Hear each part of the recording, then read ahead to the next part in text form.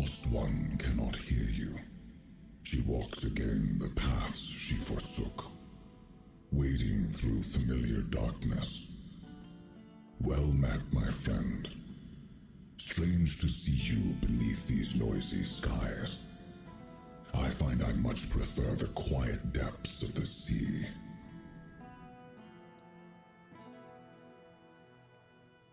There is a place in the depths that calls you. A domain both mine and not mine, lingering on the seabed for centuries. I have a certain fondness for it. I once helped it grow, yet from the beginning, it has been stagnant. Its beginning was your doing, Arthur. Now that you have returned, help it move at last.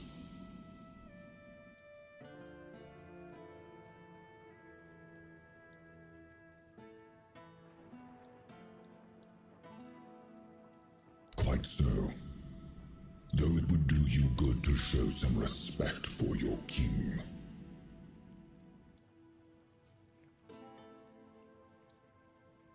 It calls itself the Sanctuary of Sarras. That is a name you should remember, my friend. After all, you would not be here without it.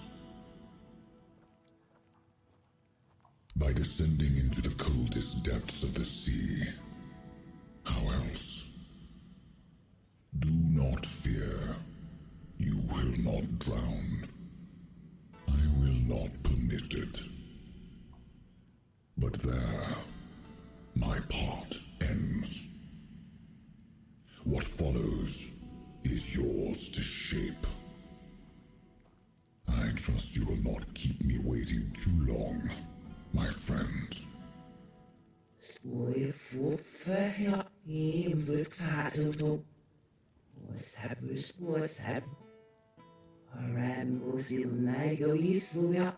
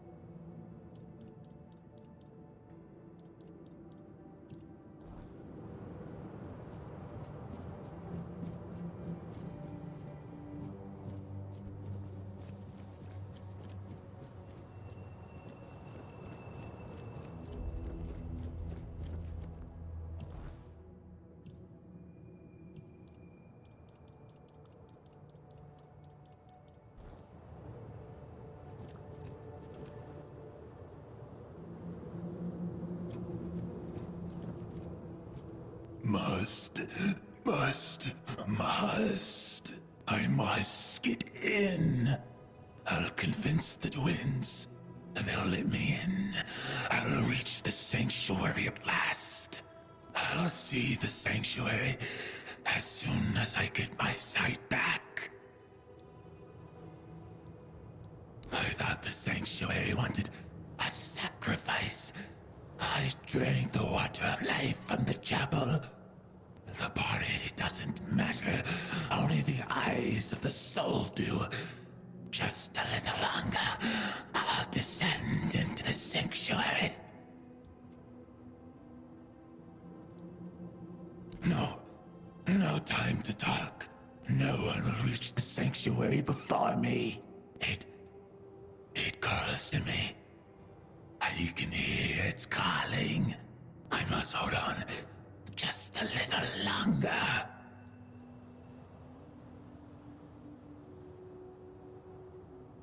Fools. Only I matter. Only I can descend into the sanctuary. No, don't drink. Don't drink. Don't drink the water of life. Try me. Try me, and maybe then I'll be worthy. The shrine will hear my plea.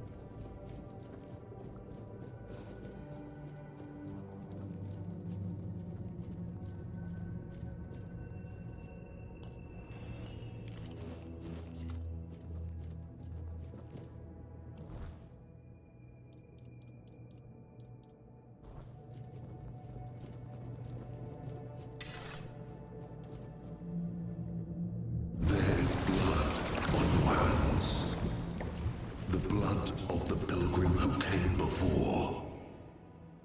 Sir Lohengrin, the one unready for the descent. Worry not. The blood upon your hands will fade. The waters of the descent shall cleanse what remains. If you are the one. In the Age of Legends, as King Arthur waged his fateful war against the Four-Dwellers, countless lesser tales unfolded in the shadows of that great struggle. Stories shaped by hardship and danger. Stories that would evolve for centuries to come. One such tale, nearly forgotten on Avalon, tells of a rebellion rising within Arthur's own ranks. Nimue, a young disciple of Merlin, shaken by the horrors of war, longed to return to the homelands, even if it meant defying her king. Led by her resolve, the rebels gathered several of Arthur's finest ships, including the proud flagship Sarras, and set their course for home, no matter the cost.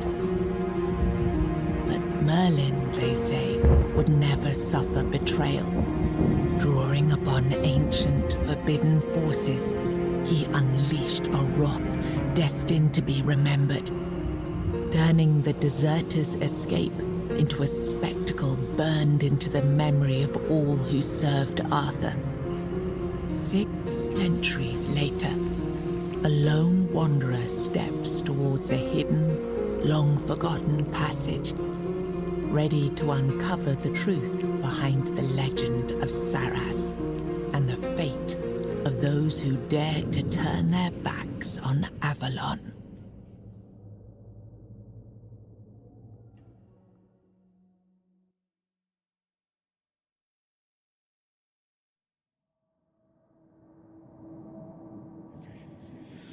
She's impatient, the lady. She'll heal you. You must not invoke the lady's name in vain. She calls for change. We must accept it.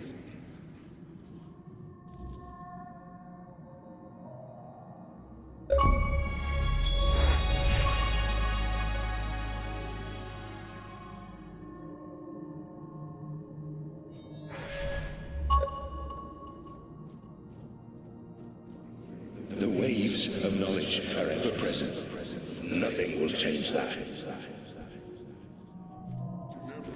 But change is inevitable.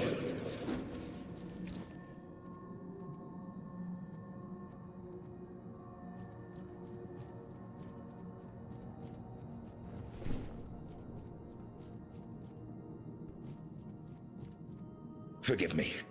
All these thoughts at once. I feel as though I'm drowning in the waves of knowledge. But you're here. You're here, just as it was foretold.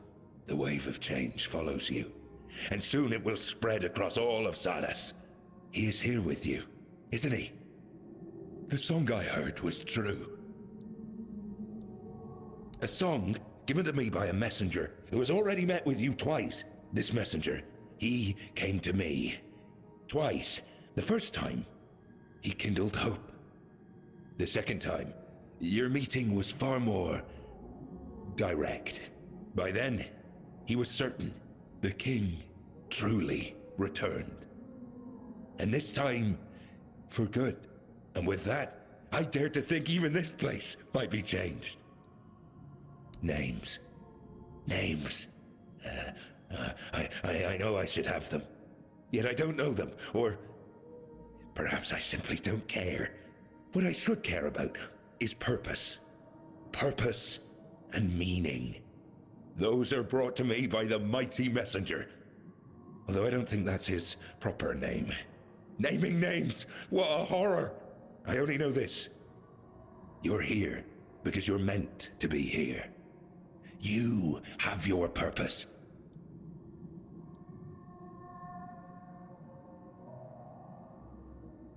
A place of torment. A place of deliverance. Our place. But to be precise, right now, we stand before the Tower of the Depths. And you stand among us, unthinkable. Wondrous beyond words. A need. Everyone has something they need, don't they? I know well what yours is. The head of the Carnix, that once rested above on the upper floor. Now stolen by a wretched thief. Where was I heading? Anyway. Yes, thoughts. Whirling memories. Rise up, but wither at once. That is your need. Yes, do that. At once. Now, go. Deal with the thief. Bring back what was lost. And then we shall speak again. But wait. Where are you supposed to go? There's a cave nearby. I can hear the Carnix faintly calling from within. Someone wishes to keep me out. But they do not expect you. You won't face the same problem.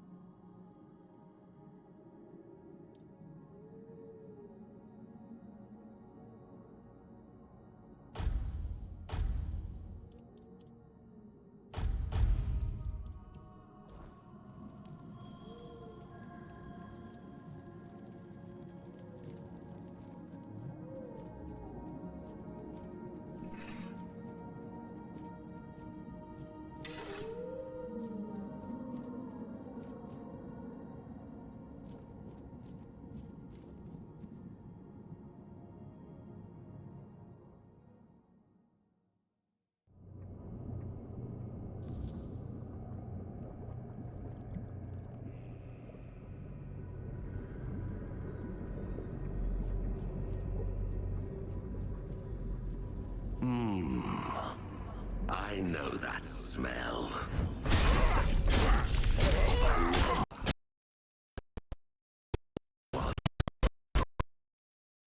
This is no place to lose your way.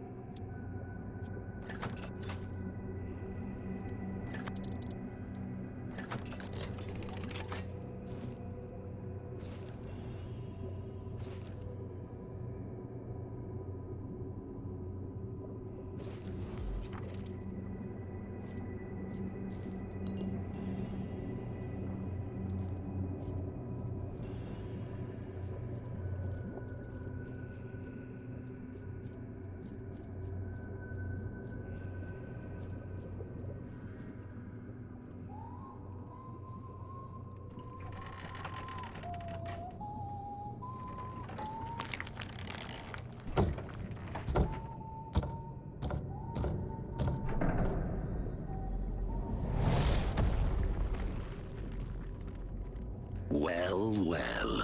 Look what crawled into this filthy hole with me.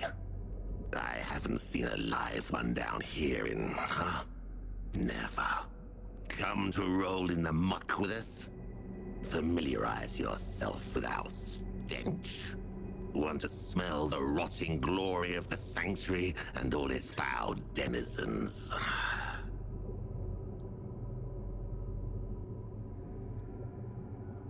Name's Squall. I run my own den. I carve it in the likeness of the seas I sailed and the shores I saw on the surface. The outside, this Sarras. It is a foul mockery, an insult to true sea dogs. This isn't a place for the likes of you, with your sun-kissed skin and fresh air in your lungs. Piss off before you start growing barnacles on your back. It ain't a pleasant feeling. Ah, so you must be Josephus's precious surface brat. He must be ecstatic. Or he would be, if his head weren't like a morning scramble.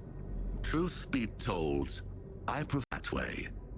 The nonsense he spews now is better than his usual. So, I stole the Carnix. What of it?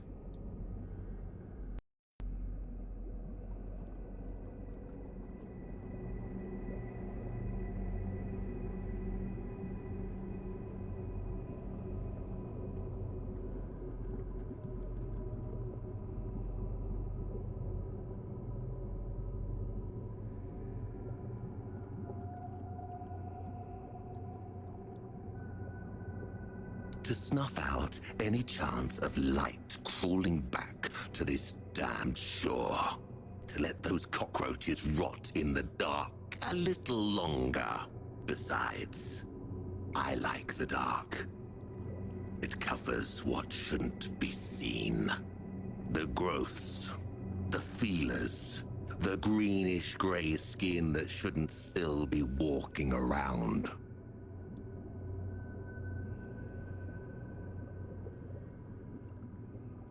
I stole the Carnix so Sarras could be true to itself. You've walked into a graveyard, surface brat. And graveyards deserve darkness. They deserve quiet. They deserve to be forgotten.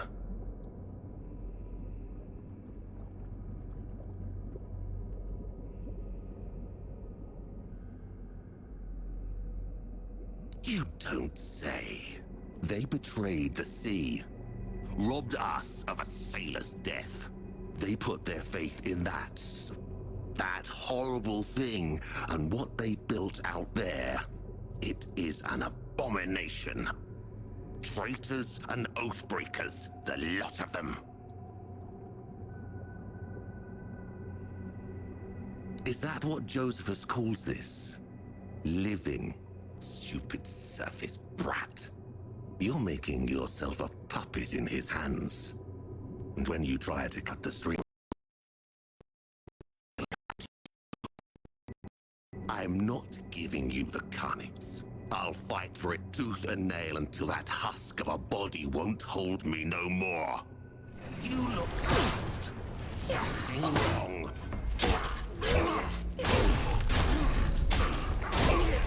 Fishing signal.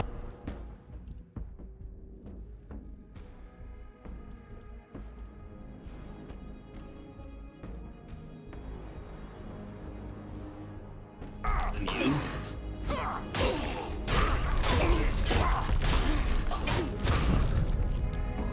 You'll pay for that.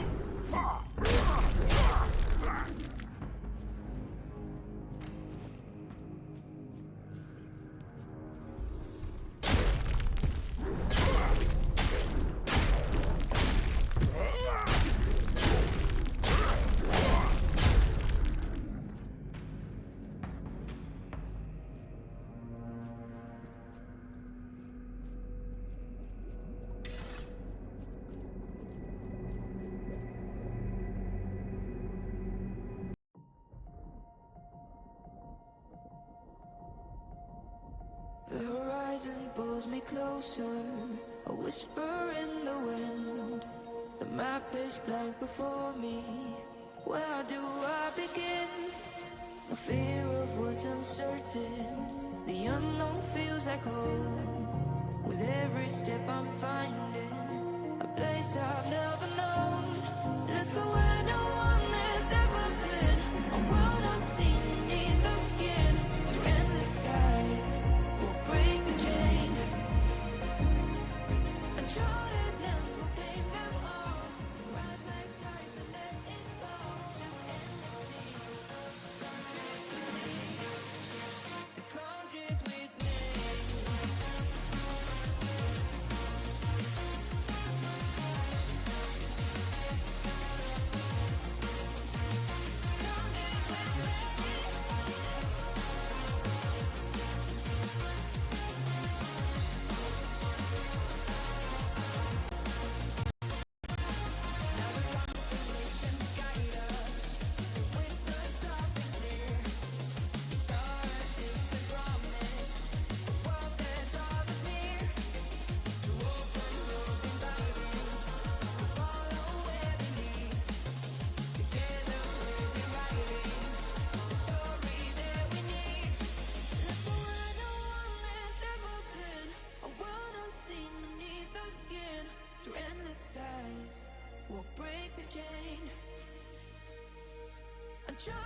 lands will claim them all.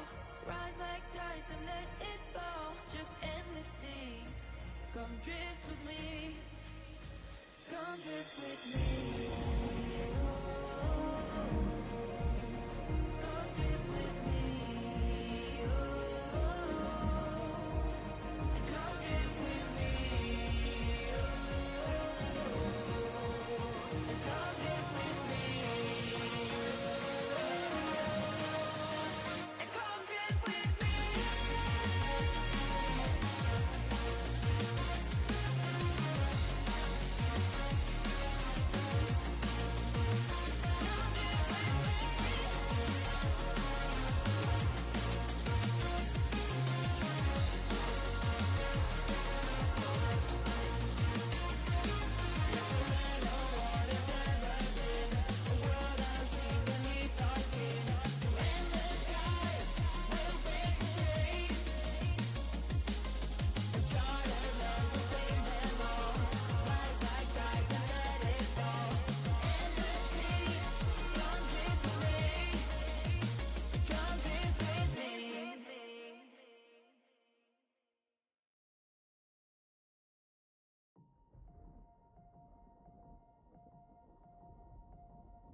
The horizon pulls me closer, a whisper in the wind. The map is blank before me. Where do I begin? The fear of what's uncertain. The unknown feels like home. With every step I'm finding a place I've never known. Let's go where no one has ever been. A world unseen beneath our skin. Through endless skies, we'll break the chain. Uncharted lands will claim them all. Rise like tides and let it fall. Just endless sea. Come drift with me. Come drift with me.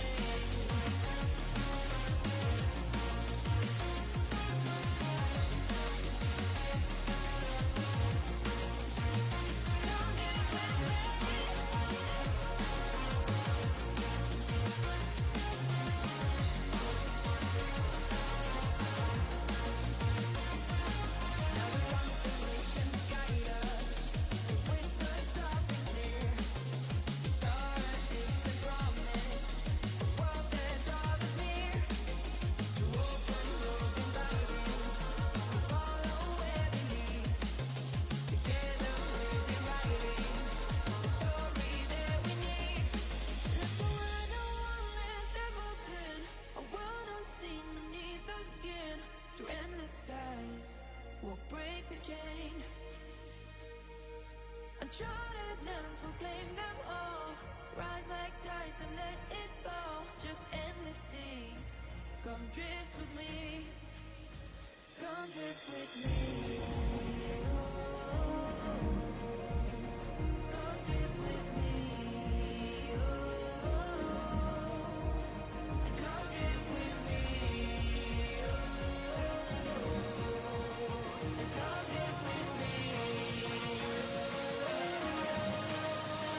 And come drift with me.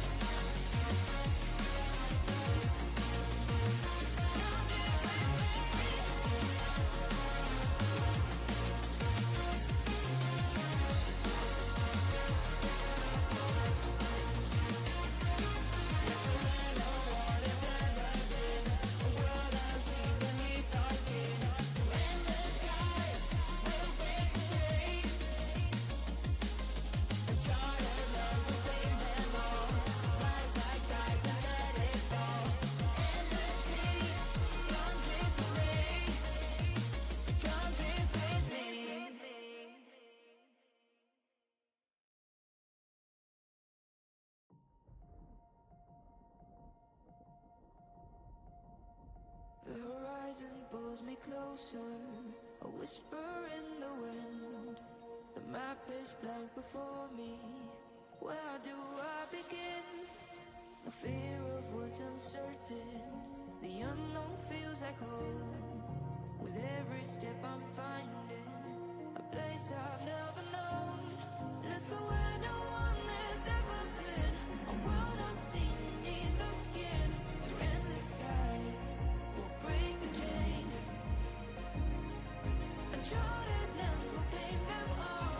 Rise like tides and let it fall. Just endless sea. Come drift with me. Come drift with me.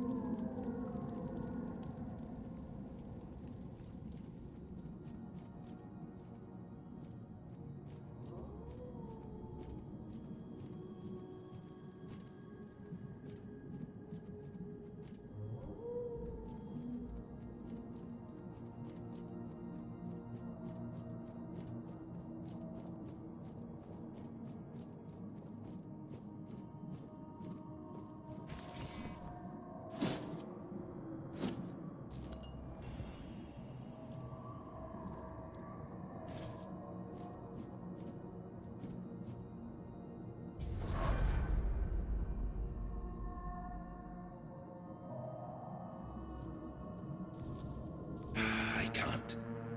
I mustn't. I need to be patient. It will be over soon. Sarras, in all its glory.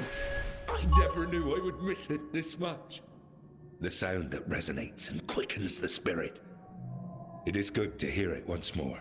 And this light. I had almost forgotten how beautiful it is. It brings clarity and quiets the mind. Forgive me for my indisposition earlier. At times, an excess of sights and knowledge seems to overwhelm me. Allow me to introduce myself, this time in a proper way. I am Josephus, a sailor of Captain Lear's crew. Glad to welcome you in the sanctuary of Sarras, child of the surface. Tell me, was it Squall who dared steal the Carnix?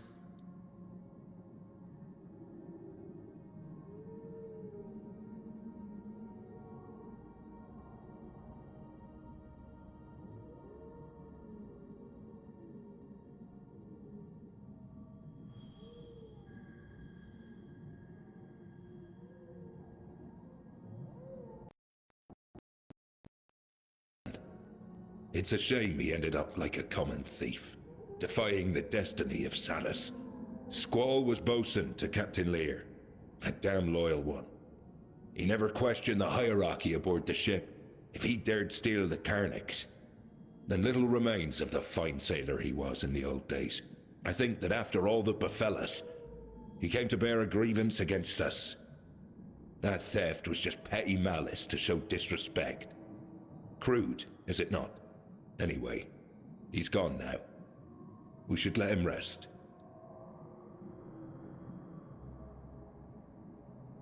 Ah, yes.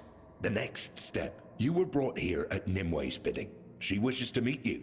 Yet she lies beyond the deepest of depths, and only Captain Lear knows the path to her. But here we are. The hour has come. We must rouse that old cur from his slumber. And for that, the melody of the deep must be played once more. I will need the help of my old companions, Ercol and Apps.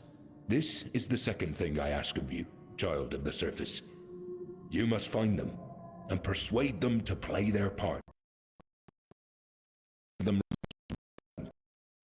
pointed to them. Apps is the caretaker of the children of the one who gave us life. You will find him in the Ulcerate. And Ercol tends to the Lord of the Sea's knowledge in the archive. It's truly a sacred duty. He made sure that nobody would trouble him.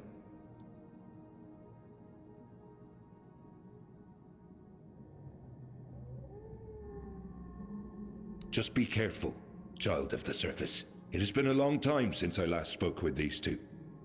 Sarras is not a safe place, and their domains might have turned even more spiteful. Stay vigilant, though something tells me your presence here isn't mere coincidence. When you convince them, we'll meet at the chapter house, and consider yourself invited, of course. Trust me, you won't want to miss the moment we play the organ. Ah, and here, this is for you. Some parts of the sanctuary require you to cut into their bowels to enter, and they won't yield to any surface blade.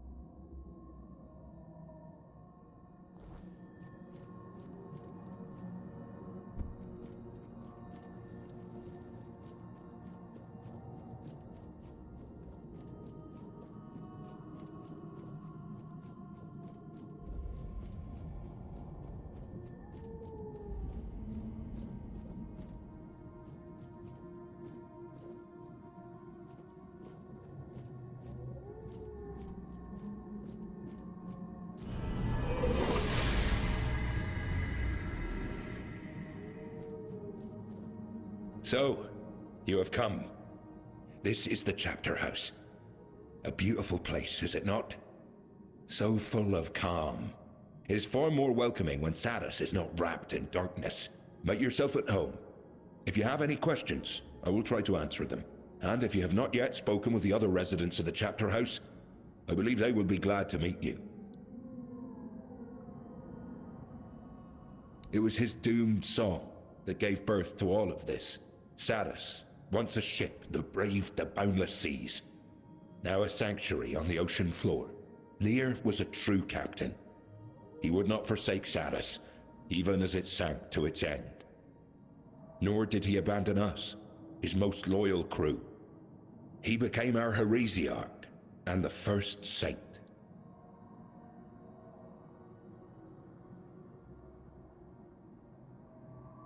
Think. What did our dear Nimue tell me?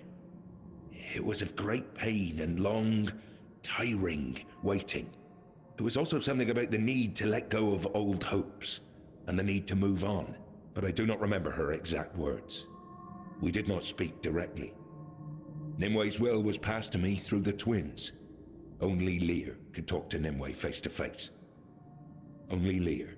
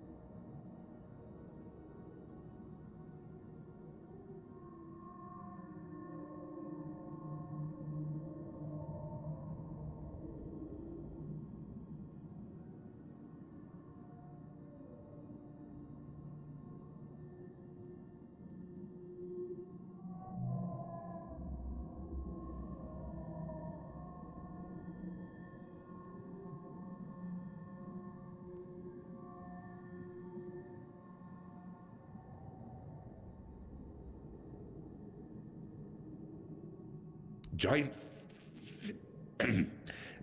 Please remember that the twins are not just some common fish. They are the 8th generation of the Carers. Like Abysodontis, they hatched from the first row left to us by the Lord of the Seas himself. I must admit, I am somewhat offended by such ignorance. With that attitude, you will not get far, child.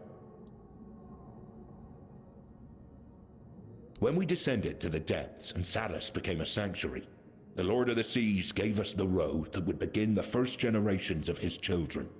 Abysodontis and the twins are but 2 among the many creatures he gave life to. Yes, sound. Its tremble can awaken the sanctuary.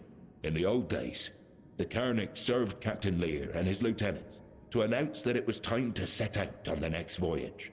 The organ, on the other hand, were the muscles that bore it across the water.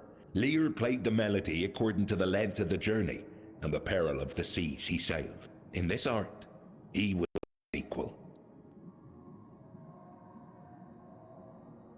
Yes, thank you.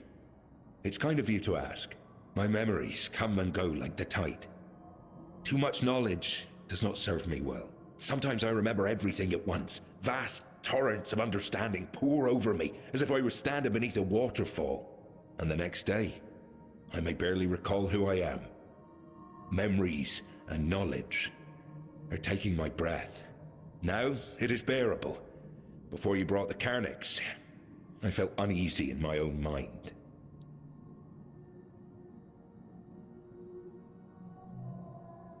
I haven't seen that old fellow in a long time, to be honest. I've no idea what he's up to now.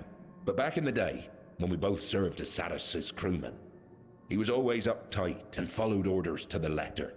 Off duty, he was always writing something or buried in books, gathering knowledge. It's no surprise the Lord of the Seas chose him to be the caretaker of the archive. He was the only one who truly seemed destined for the job, and actually enjoyed it. Ah, that one was a real sea dog. He was a pirate until Captain Lear claimed him for service aboard his ship. He cared most for the crew, even if it meant barking orders or taking up the whip when needed. It's only fitting he ended up looking after the Lord's children. Don't let his cold demeanor fool you. He's got the most fiery and caring heart of us all.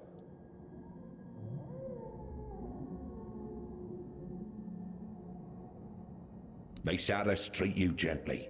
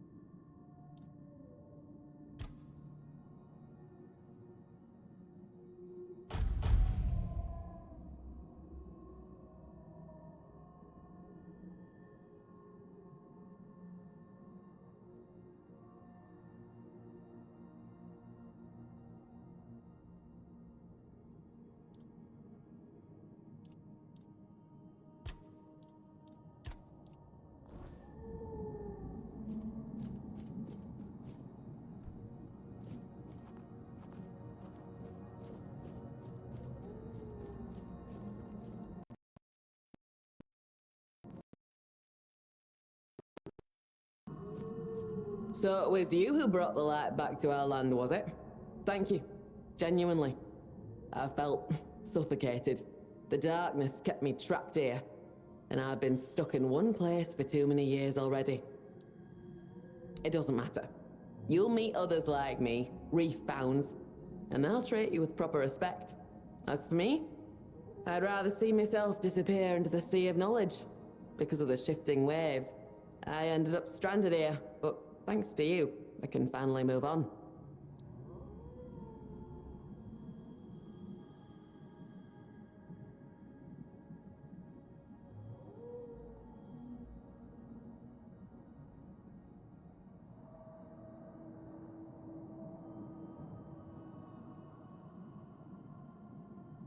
Forward, if the Lord of the Depths allows it.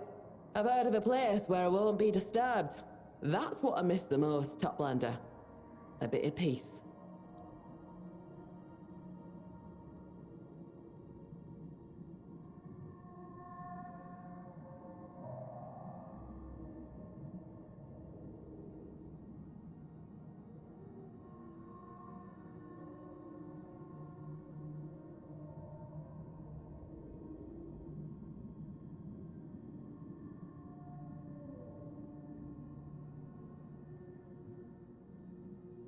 Oh yes, very much so.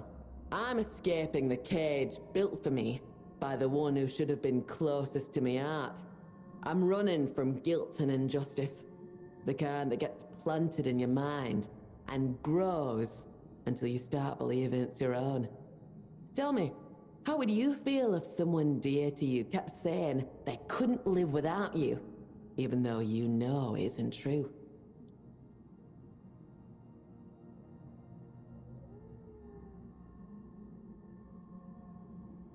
Then why keep doing it to yourself? You actually believed it? Take it from me. As long as your loved one still has their own tail and fins, they'll manage just fine without you. Let them shout, let them throw things, but don't fall for their games. It's not worth it. Took me years to realize I was just a pawn in someone else's game, letting myself be used. But I finally found the strength to walk away. And I won't let anyone stop me again.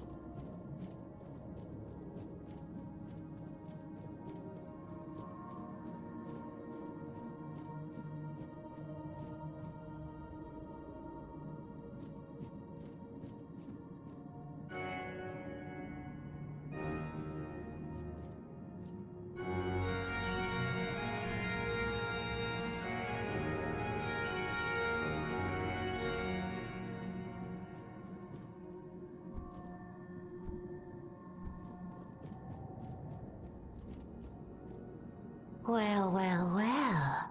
Aren't you something? Josephus was right. The Child of the Surface actually exists. What a surprise. And that Carnix thing, that was your doing, wasn't it? I thought so. Now I wonder if you'll manage to bring the other organists. But enough about you. I'm Merrick. If you're willing, we can strike a bargain. I never fully believed all those stories about the Child of the Surface.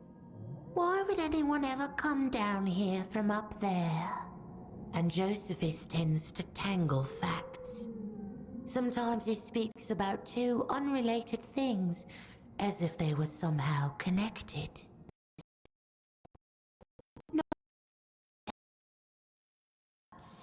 Or maybe that is when he truly is himself. But it happens to everyone, doesn't it? Abs and Urkel. Those two are not quite the charmers Josephus is. One adores violence, the other hoards words. Knowledge.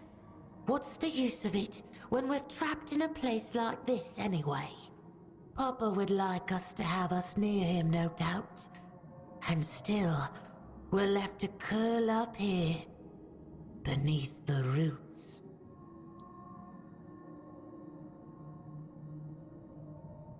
Lord of the seas, terror of the deep. He bears many names, for he is manifold and unfathomable.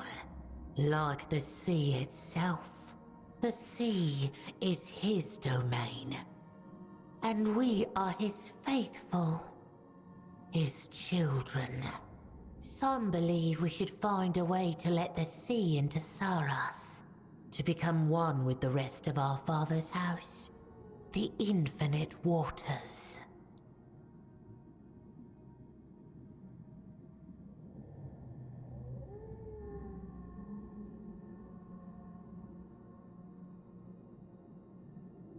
He's a feisty one. He has to be to perform his duties.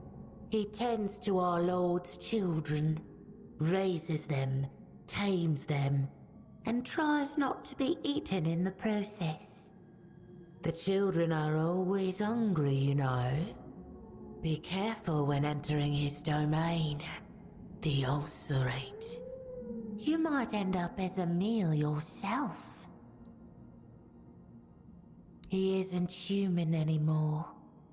I doubt he ever truly was. His mind is entirely devoted to the will of the Lord and his knowledge. Try not to disturb him while he's working. And for the love of the sea, never, ever bring disorder into his domain. Harm Sarras as we know it.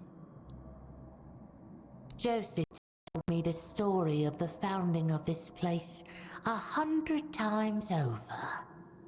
And each time, he's just as drunk on his own words. The chapter house this, the chapter house that. From that whole ramble, I remember only this much. He built it together with the other three.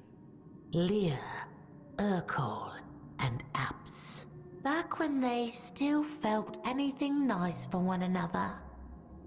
Now Lear sleeps, and the organists are divided.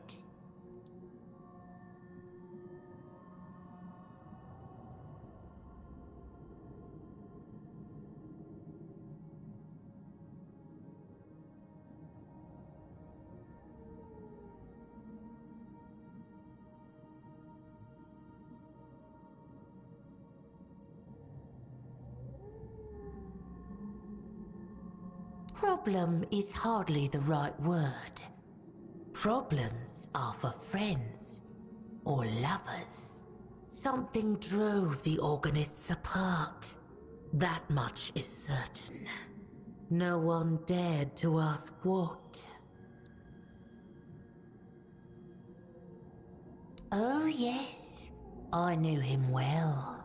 Long ago, at the very beginning, he would visit the chapter house from time to time. He seemed like a sweet boy, a bit shy, always absorbed in browsing my wares. That cave of his, he truly tried to carve a place for himself there. But I think he carried a great deal of grief inside him. A longing for things that could never be. I never thought it would drive him to such madness. Not much to tell about that cutie. Poor fool. His heart lies in pieces. He must like it here. I think that he even liked it when Sarras fell into the shadow.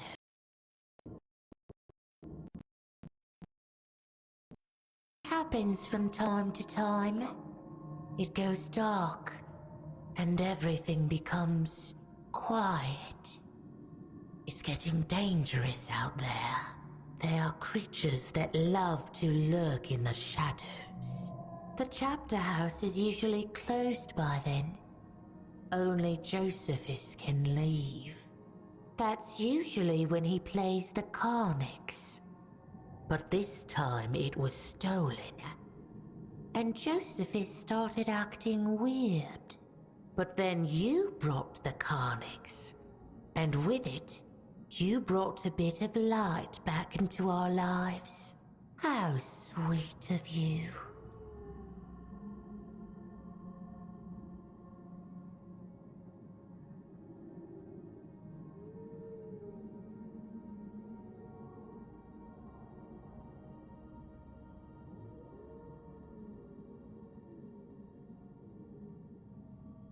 I'm sure you'll find some.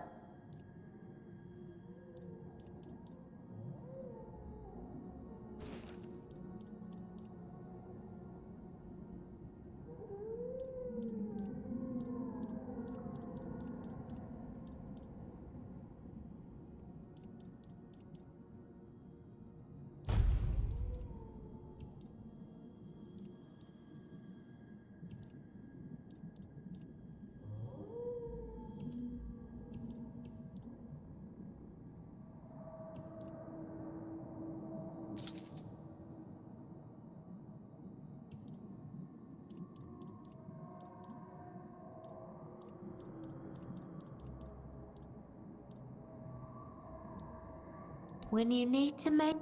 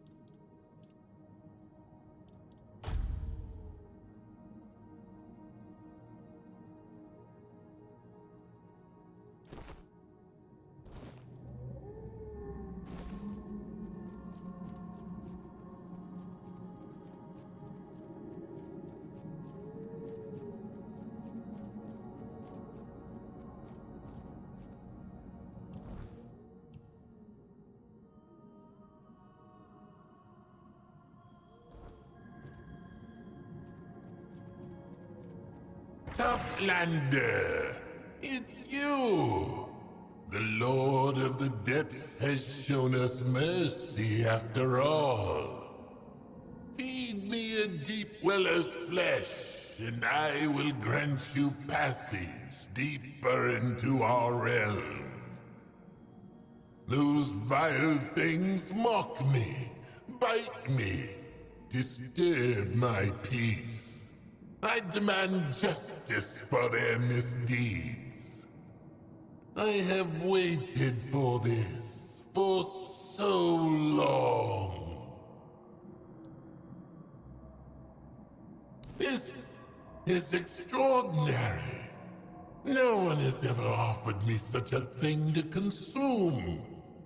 And yet, you are a Toplander. You must use my passage, even if it requires the sacrifice of an innocent life. Thank you. Now, drift straight ahead.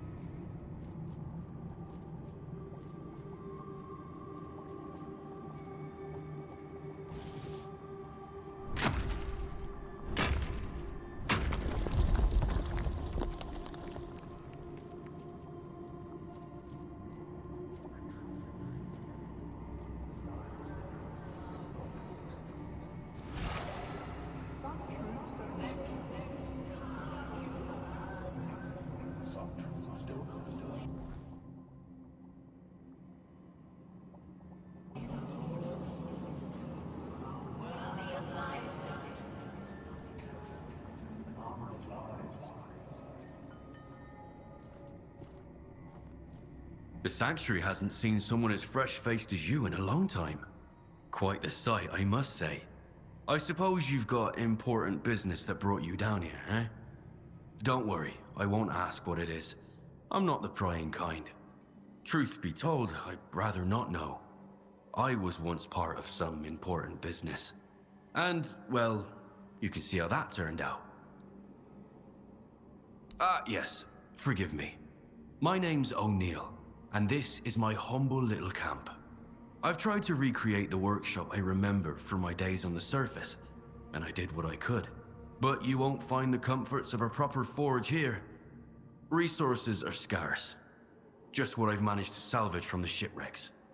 Anyway, if you'd like to work on your weapon, feel free to use my tools. They're all yours. I wouldn't call myself a craftsman. More of a collector who sometimes needs to fix a thing or two. I like gathering old trinkets, relics from the world above. You know, the surface. Of course, I won't turn down a pearl necklace or a coral ring either. If you've got something like that, perhaps we can trade. As for this place, it may not look very welcoming, but I have my piece. Folks around here tend to avoid the area near the barnacles. The barnacles, speaking of lies, they watch with their many eyes, tracking every move. Though they're mostly harmless to us. Still, that doesn't mean they aren't dangerous. The people of nearby Tumbo are tested there. If their knowledge is false, well, they say lies bring death. I don't know how much truth there is to that. Maybe it's just a tale. I've never gone there myself, out of respect for the Tumbo folk. It seems to be a sacred place for them. Actually, yes. If you find any bottles with letters inside, bring them my way. Those are the true gems of my collection. Letters sealed in glass, remnants of lives long forgotten. Well, I suppose there's no harm in telling you the truth. It's about memory. My memory, Toplander. Those of us who survived the sinking of the Sarras. Each of us paid a price.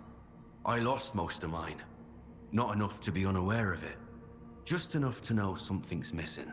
You can't imagine the emptiness it leaves behind. It's unbearable, you know? To exist, yet to not truly be yourself. It's hard to put into words.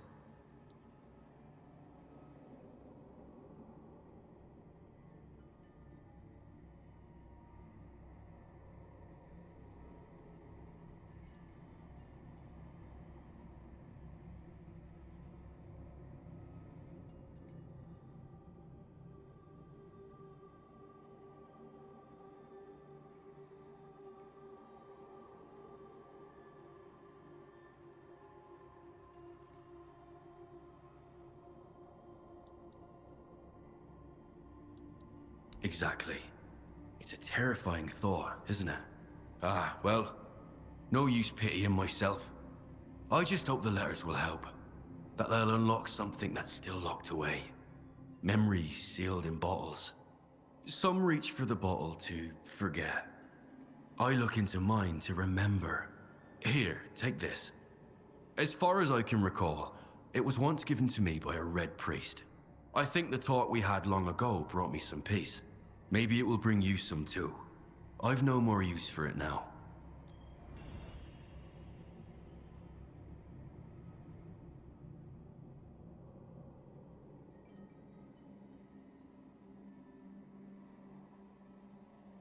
I don't go there often, though I believe the people of Tumbo and I share something in common. They are collectors as well, but they collect knowledge. From what I've gathered, they see it as a measure of their worth. They seek it in all things, in every possible way, hoping to please Urkel and earn their place in the archive. But why would they want that? What do they plan to do with such vast knowledge, supposedly kept there? I haven't the slightest idea. Make yourself at home among my collection.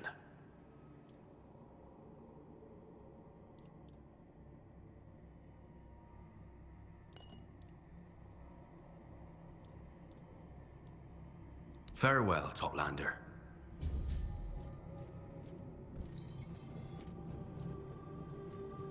child of the surface. The song of the Lord of the Depths foretold your coming. Heal me, and the gates to Sarras shall open before you.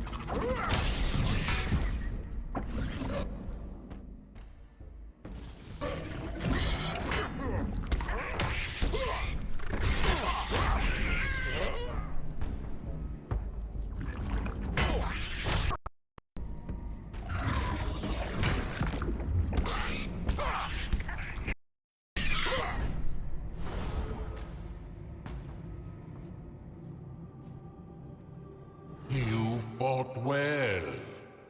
Those were the creatures who drained me. Forgive me this deception, and thank you for the grace you have granted me. May our realm bestow its favor upon you.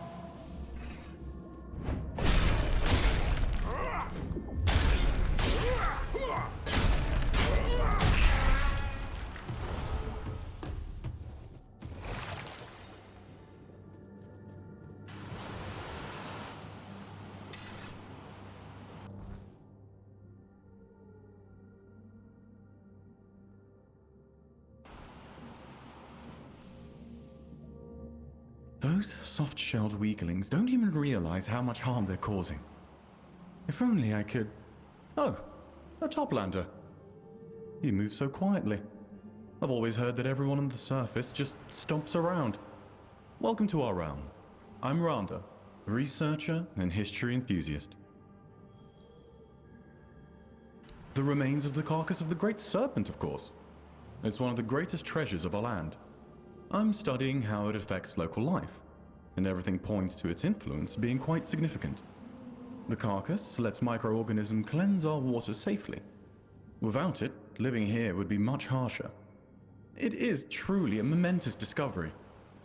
If only I could find someone to help me deal with a few pests. Nasty, disgusting creatures that are damaging the magnificent carcass and endangering our entire realm. They arrive in packs and carve out its fragments. Why? I have no idea. It's certainly not edible. It's made of the same substance that covers the Lord of the Seas. Consuming it would not only be dangerous, it is strictly forbidden.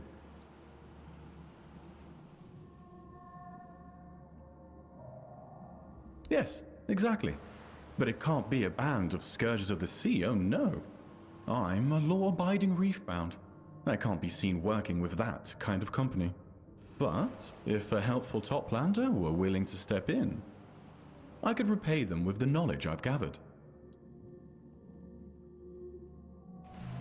Great. Oh, I'm so glad. The pests are hiding in one of the caves beneath the carcass. There aren't many, so you should find the right one quickly. I don't know how many creatures you'll face, but if I went alone, I'd never come back. And if you recover the fragments of the carcass, I'd be very grateful. I've always wanted to study them, but I never dared commit such sacrilege. But since someone else has already taken them, I might as well seize the opportunity. All in the name of science and knowledge, of course. I'll be waiting right here for you.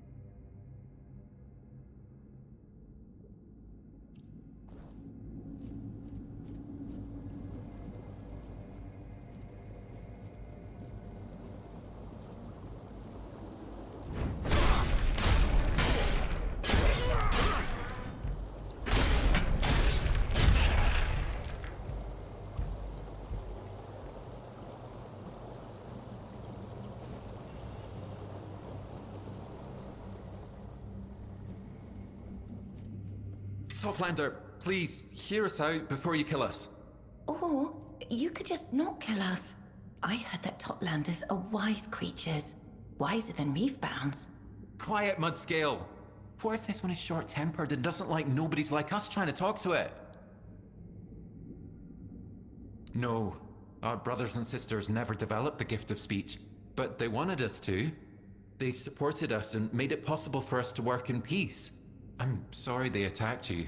And sorry they were weaker than you, but we'd like you to know they were only following their instincts. We understand that when they attacked, you had to defend yourself. We'll mourn them.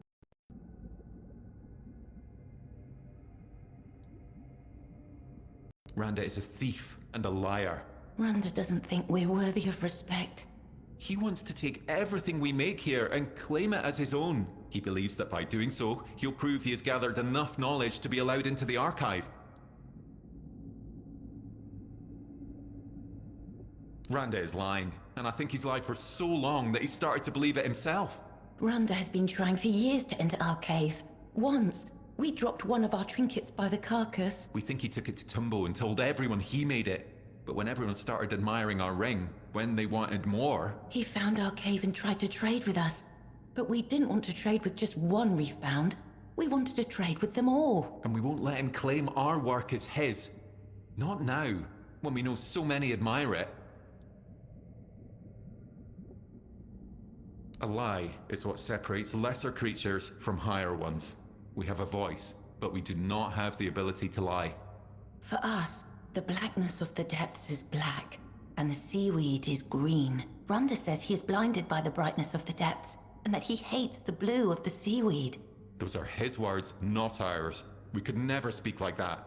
We only know this because we heard him speaking that way to the scourges of the seas, just to prove to them how foolish they are.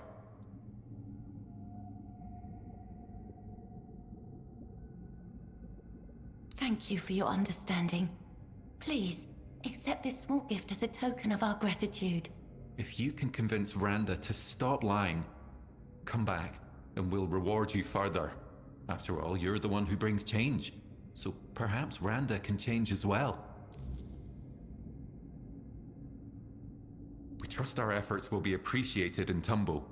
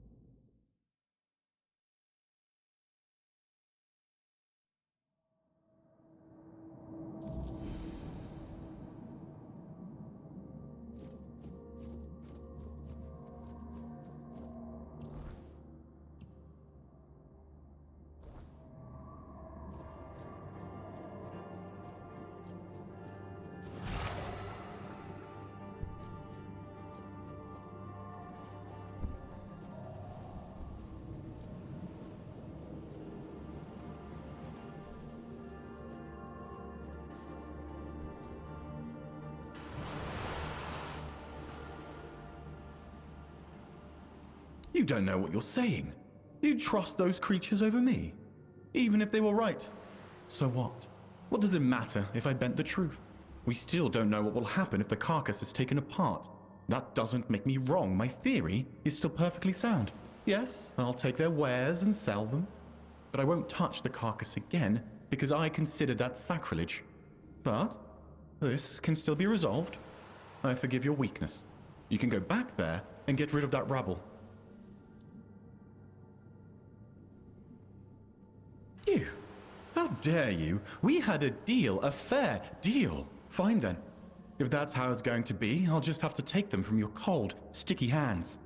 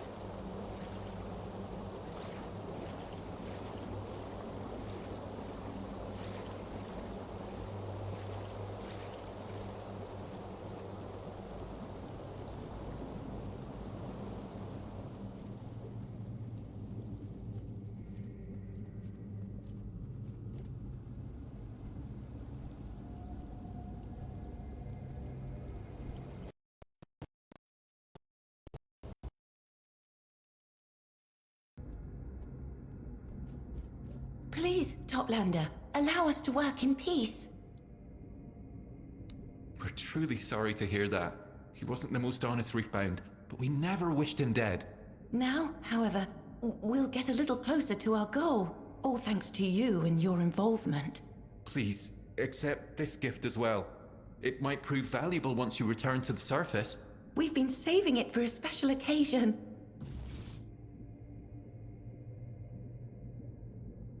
Toplander, thank you for hearing us out.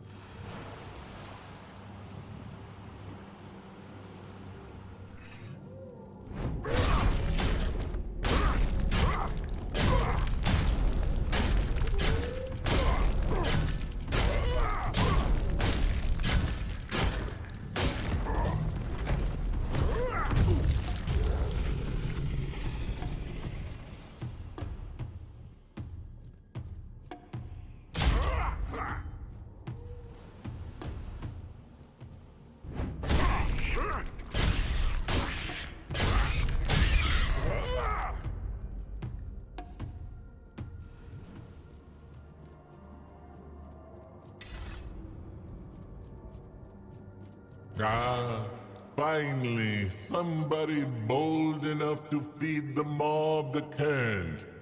And a toplander, no less. Let me see if your so-called culinary knowledge can rise above mediocrity. Now, feed me.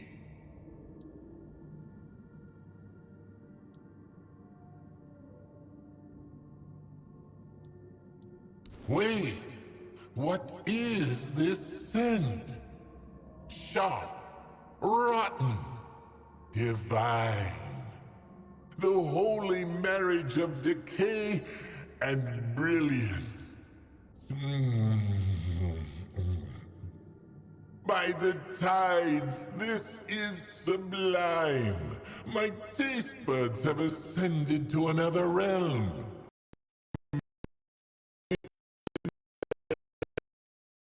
You have redefined flavor itself. Here, take this sacred recipe, the crown jewel of our cuisine. And I'll even share something else. You've done the impossible, Toplander. You've pleased the maw.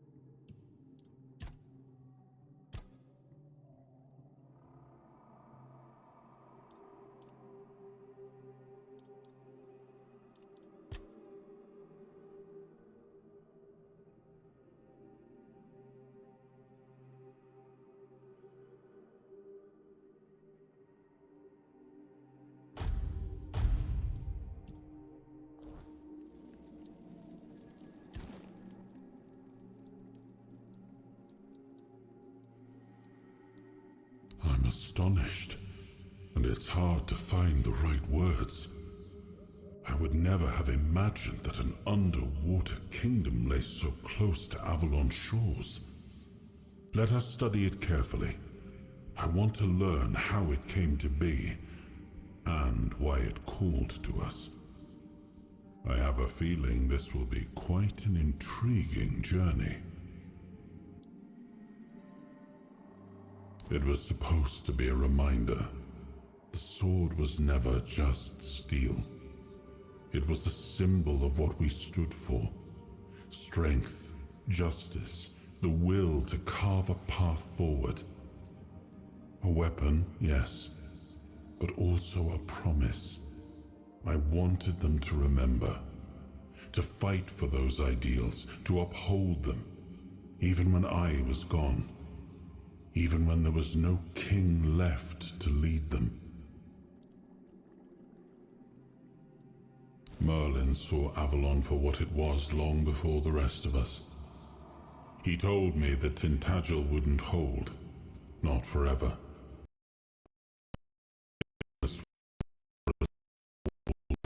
Our minds, at our very bones, until nothing human remained. But he still fought to map a way forward, to carve some sense into this land. And in the end, the land swallowed him whole anyway. We were losing the battle at Tuathan's mouth, our last push before the weirdness took the field. Merlin was with us, bleeding, exhausted, but still weaving his spells. Then it came. Not a beast, not a man, not something we ever had words for. A shadow, wearing 1,000 torn banners, moving like it had no shape of its own. Merlin raised his staff, spoke a name I didn't recognize. And then he was gone. Not killed, not struck down, just gone. Like the land itself had taken him back.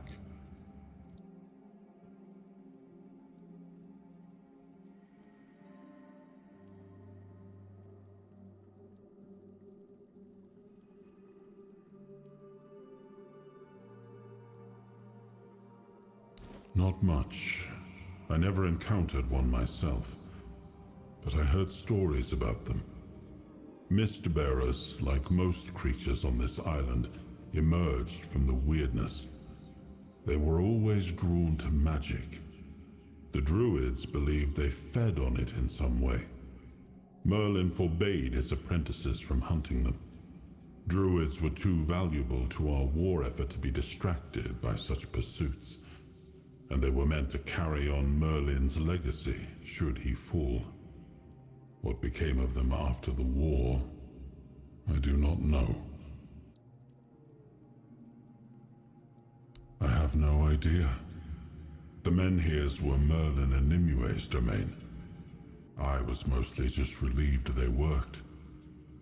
Although I've always felt an odd sense of familiarity with them. I think they reacted to the power we now wield. The Four-Dweller element within us. But why and how? That's beyond even my understanding. But tell me, are you well? You were unconscious for a while.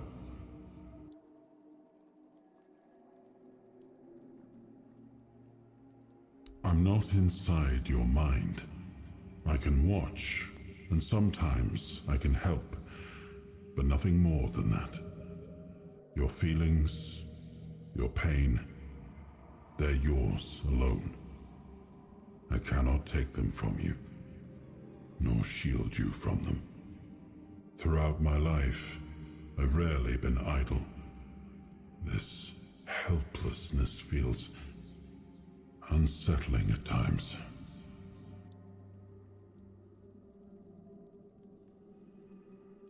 Good. That's good. You're admirably resilient. You remind me of some of my knights. The ones who helped me to build Avalon. Never surrendering, never backing down. We may not have chosen each other's company, but I'm glad it's you I ended up traveling with. Well, the apple has fallen far from the tree. I don't see the air of Palamedes in him. His ancestor was a ruler devoted to his people. He was even capable of defying me when the situation called for it. I always respected him for that. And Yvain, I see a man trying to please everyone. That is the gravest sin a leader can commit. Decisions are never easy, but they must be made. I see that the current Lord is trying to delay that moment, and I fear it's his people who will suffer most because of his indecision. I know much time has passed.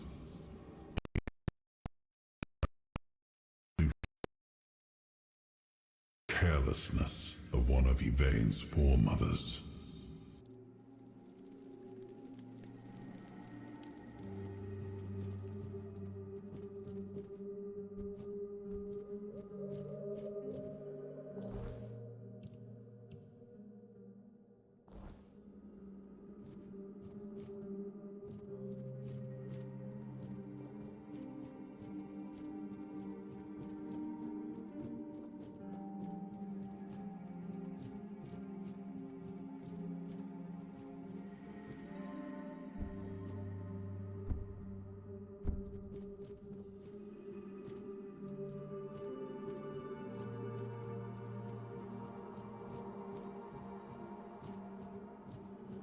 Toplander, thank you for coming to me. Have you seen my sister, Sindril?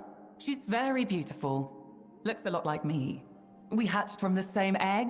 I miss her so much. This is the second time since she's been gone. I've asked everyone. I've searched as far as half a day's distance from our home. I don't dare go any further. It's too dangerous. We're both still so young, and I can't risk not being here if she comes back. No one knows anything. But I'm sure that cursed Hiss had his disgusting claws in this.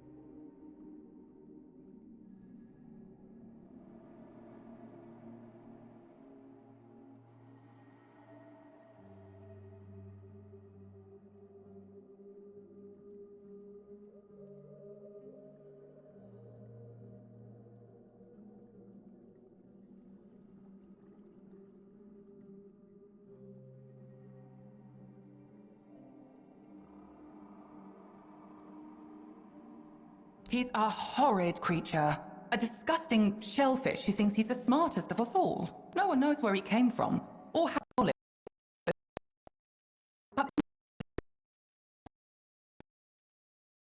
He's gathered more knowledge than everyone else combined, and that frightens them.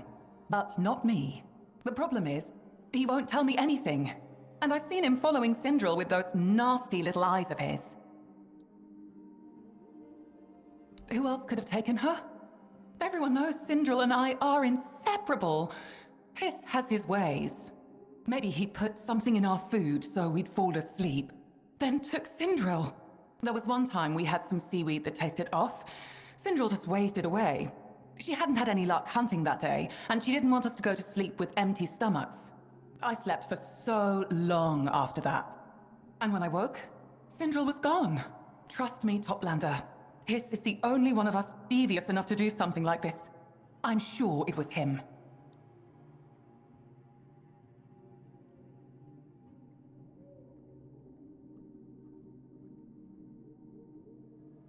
Oh, thank you. Thank you so much. I've heard that your arrival heralds change. But I don't want change. I want everything to be the way it was. To live a carefree life with Syndril by my side. To not worry about tomorrow. If you help me, I'll give you everything I have. I'll be waiting here for your return. Always swim with the current.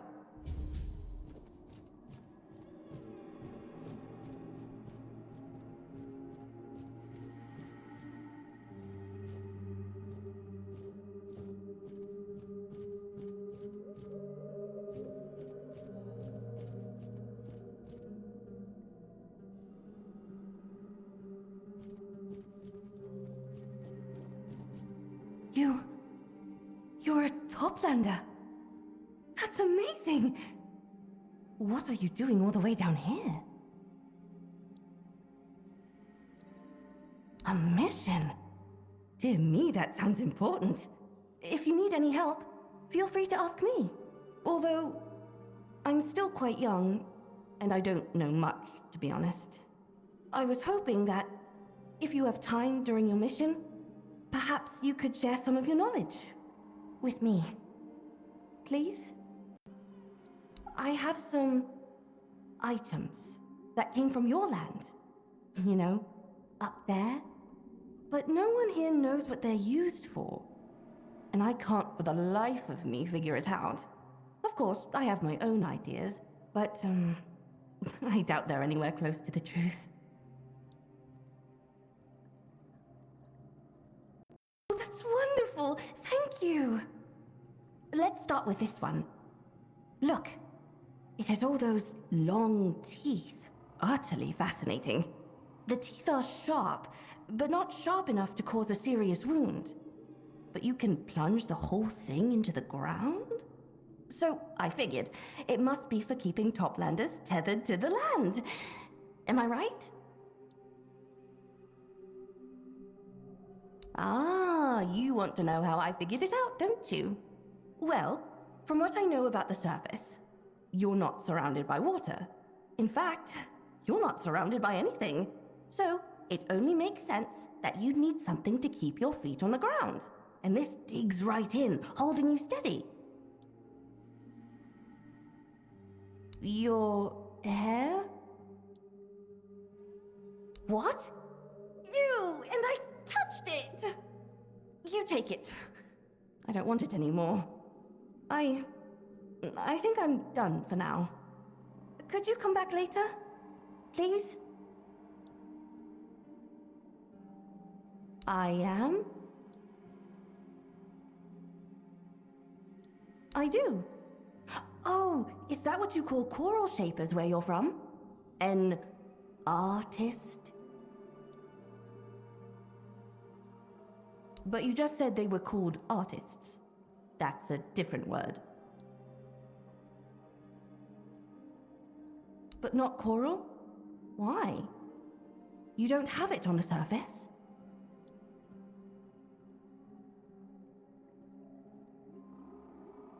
Then it's possible you do have coral shapers, and you just don't know them.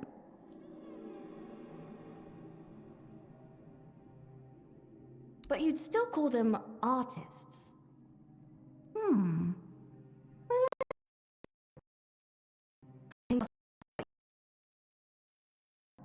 Thank you for sharing this knowledge with me.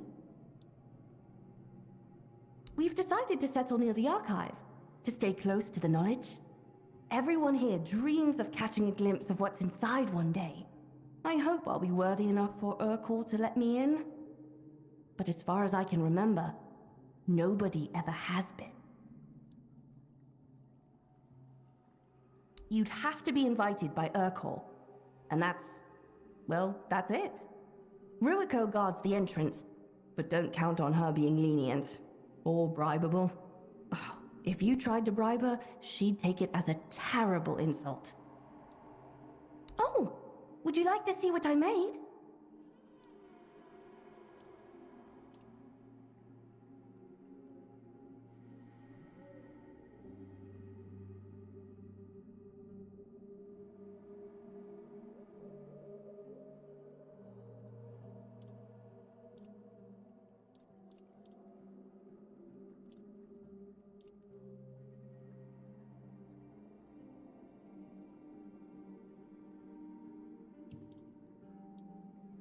Take care out there.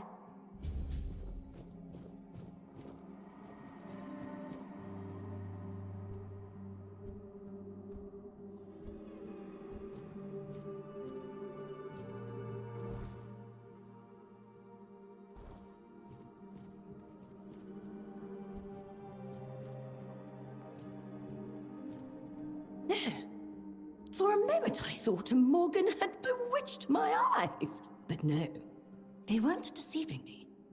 You're here, and you're not one of us. I'm so glad to meet you.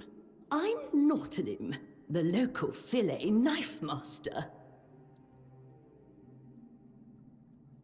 Oh, yes, my child. We all know. Do you really think news in an underwater kingdom travels by sound, like it does on the surface? That would be terribly inefficient. Your arrival sent a wave through the depths, heard by anyone willing to listen. And most of them are afraid of you, my child. But now that I see with my own eyes, I find nothing evil about you. I'm very good at reading the intentions of deep dwellers, but you're the first Toplander I've ever met. So I can only hope I'm not wrong. By the way, if you ever find yourself needing to reach the Ulcerate, you'd better not. It's a dangerous place, even for deep dwellers, let alone Toplanders. My dear, mark my words.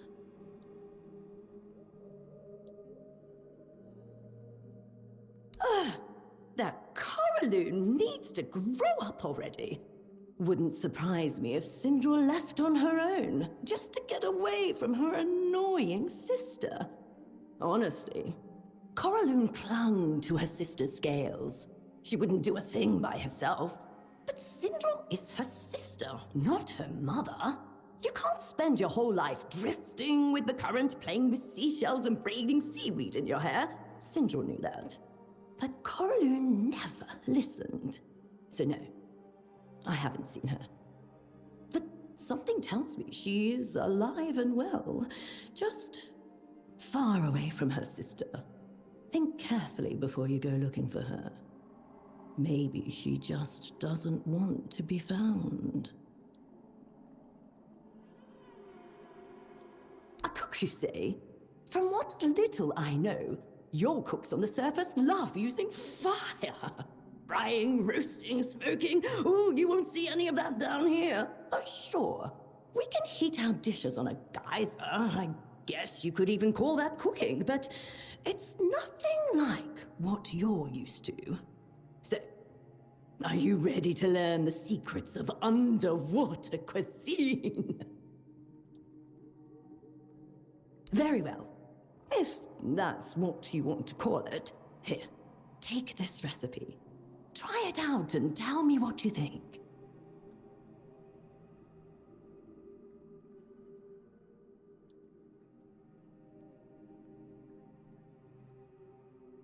I can tell you everything about this place. My kitchen is the most fascinating spot in the whole realm. Have you seen the carcass of the great serpent yet? Not long ago, they were the source of endless feasts. You need to understand, my child, that nothing goes to waste here. We live in perfect harmony.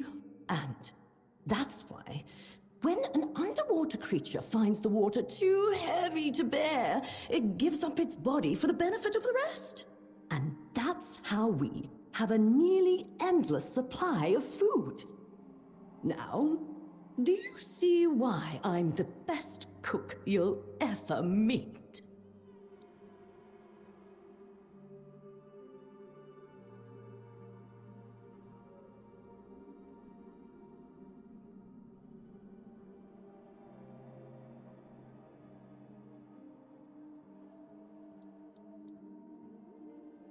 Of course we do. Why are you so surprised? What's the point of wasting good meat if the soul has already left the body? From your tone, I take it you treat your dead differently. But is it really so strange? Every place has its own customs. I knew you were a smart beast. I can see it in your eyes. Food is the foundation of life. Obviously, the only logical choice is to return to the community that raised you and make sure it's fed. Waste is a sin. I keep saying that.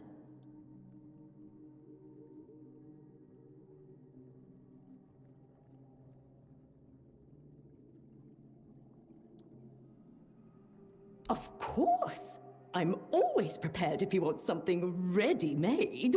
A top-lander buying from me? My friends will never believe this.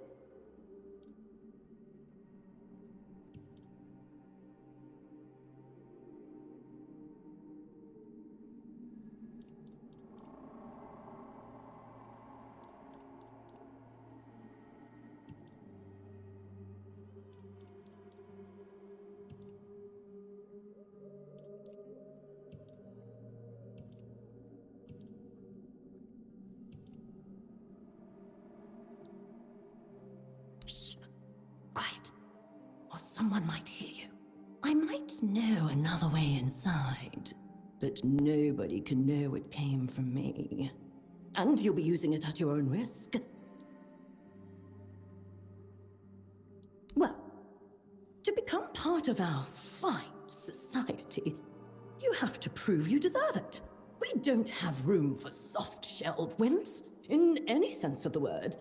If you manage to get out of the ulcerate alive, everyone knows you can handle yourself, and that you won't cause any trouble because you've already got the rebellious phase out of your system. Fine, but this stays between us. Find Crofton. He should be somewhere near the observatory. He'll show you another way into the ulcerate. Just don't mention my name. There's a reason I stopped working with him.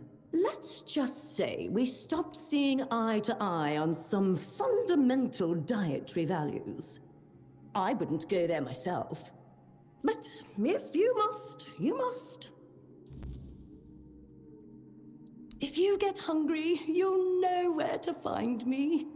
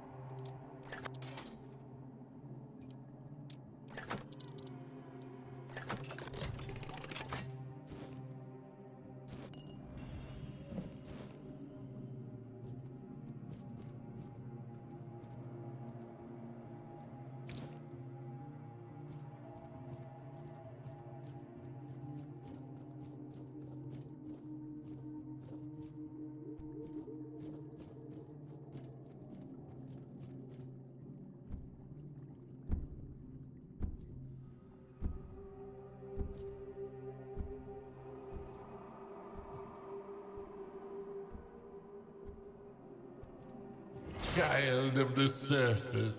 You bring knowledge that none other possesses. Share it with me, and I will open for you the passage to the Temple of Knowledge.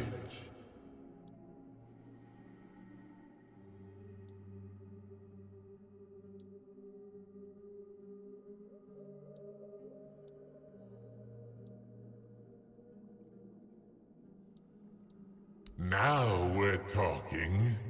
I too share that sentiment. Then let us tackle a subject which might be a wee bit controversial around these parts. Tell me, what do you know about dictatorship, Toplander?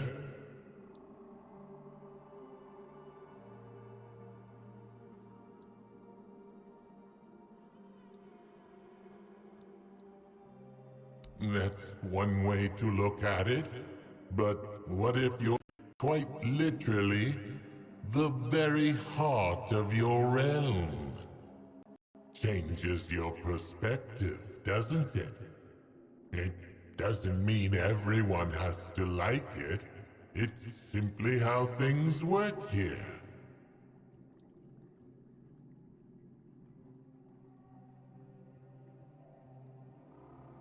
She is the seal that binds this place together. The reason Sarras exists in the form you see now. Lady Nimue is everywhere. She sees and knows everything. Because she's connected to every living thing here. Or so the locals believe. So it's only logical. There is no free will here. Only the will of Lady Nimue. If that isn't a dictatorship, I don't know what is.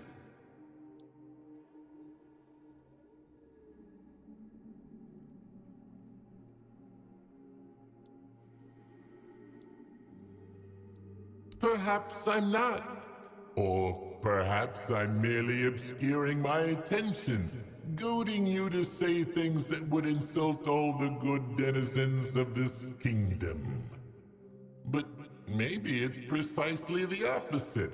So don't be too concerned with what ifs and what not. Your goal is to open the door by entertaining me with your true knowledge. So give me your honest answer. Based on everything you've seen and learned, do you approve of the way we do things around here?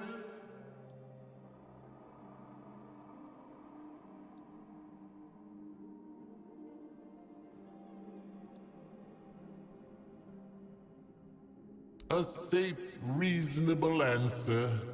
How non-committal. How boring.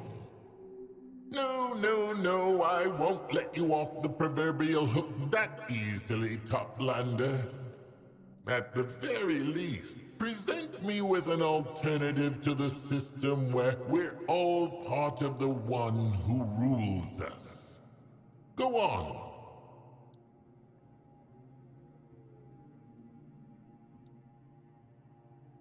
Your king is a part of you? Is that a joke? No? No, it's not. No more talking theory. This is genuine knowledge. The direct opposite of how we do things around here. Fascinating. Mind-blowing even. So, tell me, how is it?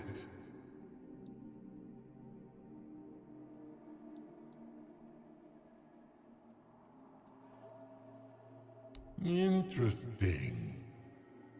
But at the same time, not really. You make it sound like a 20-year marriage. I suppose at the end of the day, each of us has to look at ourselves as just one part of a greater whole. In any case, thank you for sharing your perspective. I have gained knowledge about you, and that is the truest gift you could have given me. A door into another world. And on that note, you may use me now.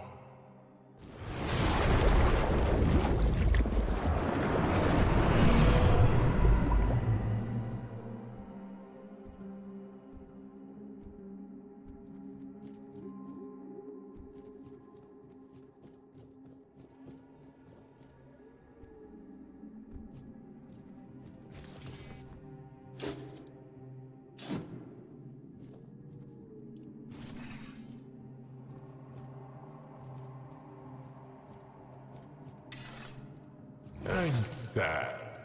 You bring change. Sarras is sinking into sorrow, and I'm sinking with it. Comfort me.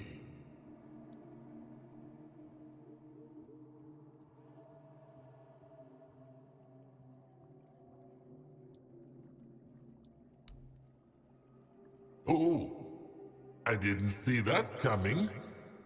Not that I actually felt anything, but nobody's ever hugged me before.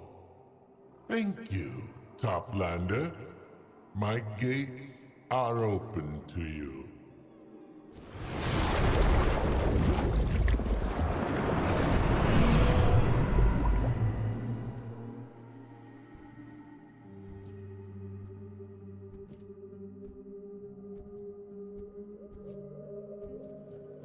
You, Toplander. This one is shell named Hiss. This one greets you. This one desires your knowledge. This one hungers for knowledge is the most precious thing here.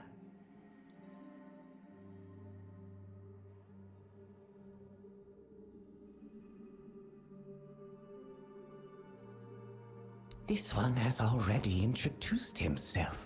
He is shell named Hiss. But this one wonders, who are you? This one does not believe that is all you are. This one senses you are not alone here. But this one also knows the value of secrets. He hopes the time will come when he gains the knowledge of who you truly are, and why you are here. Ah, so the Toplander is also a helper. This one is pleased to hear it. This one cannot leave his post, for the tide of knowledge might pass him by. But this one also has an obligation to a friend whom he cannot visit. Will the Toplander keep his word? Will you help this one and this one's friend? The Toplander will feed this one's friend. The friend likes seaweed. The friend hides in a cave. This one will give the Toplander a key to enter. In return for that help, the friend will repay you with knowledge no Toplander has yet held, nor ever will. This one asks that no one learn of the friend's existence or location. The beings here do not understand how important the friend is, or they understand all too well, and would harm him for it. This one politely asks the Toplander for discretion. It is a matter of life and death.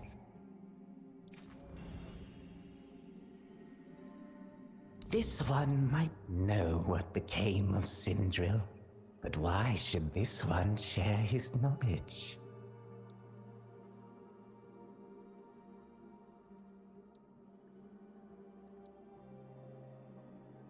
This one admits that knowledge from the surface is especially valuable.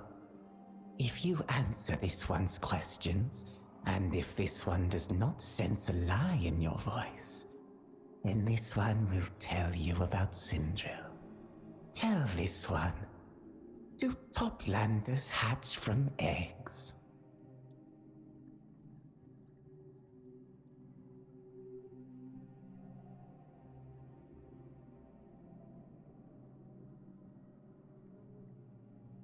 This one feels this is not the whole truth.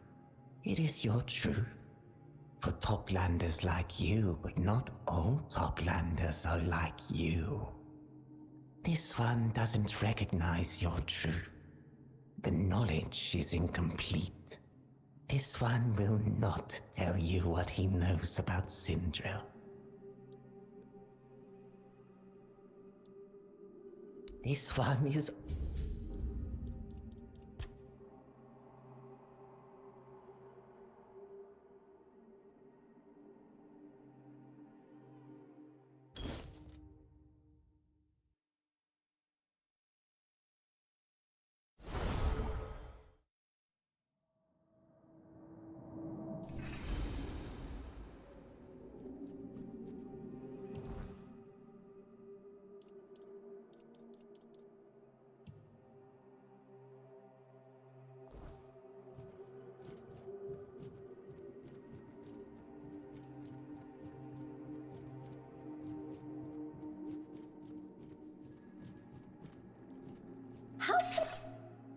Take care.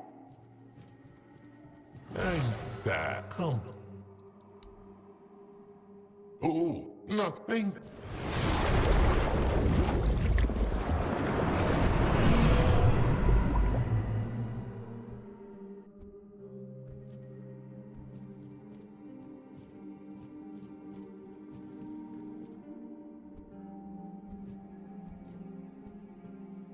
You, this one,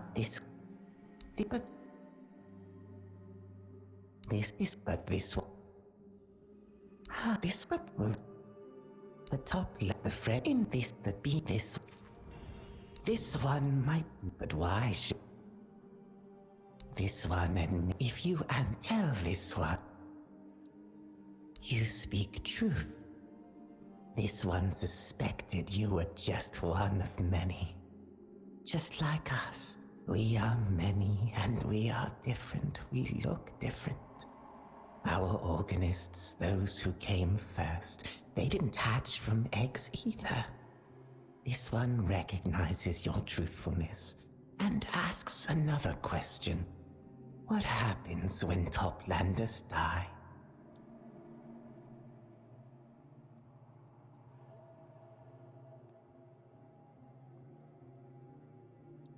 This one feels this is not the whole truth. It is your truth. This one doesn't. This one. This.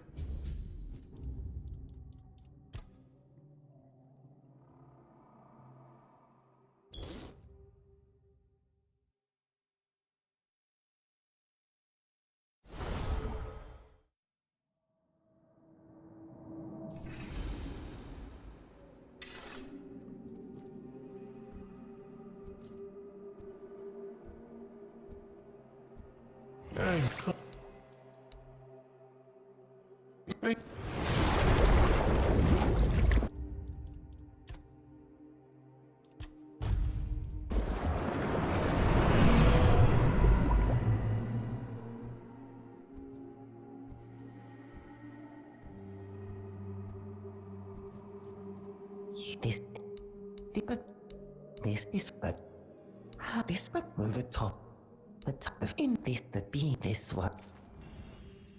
This one.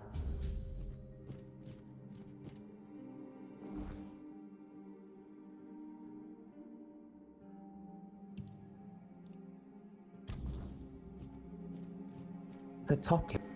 This but this if you tell. Use just our this what happened. This one thinks your answer brings little knowledge, yet it is still truth. Perhaps there are so many of you and of such variety, and you cannot give a more detailed answer. Hope is what unites all living beings. This one recognizes your truthfulness and asks another question. What is the one thing that both unites and divides us? Toplanders and deep dwellers.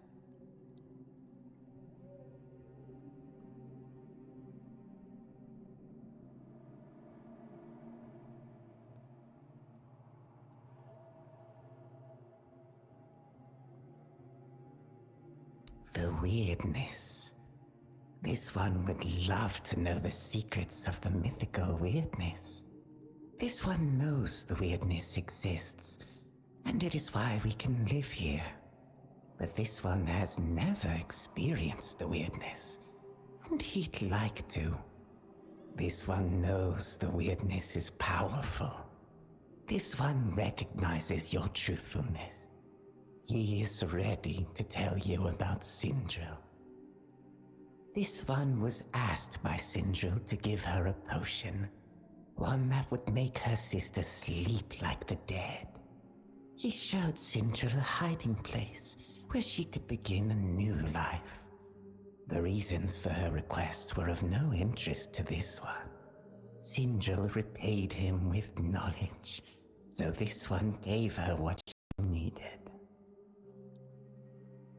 This one promised to tell you what happened to Sindril, but he never promised to say where she is.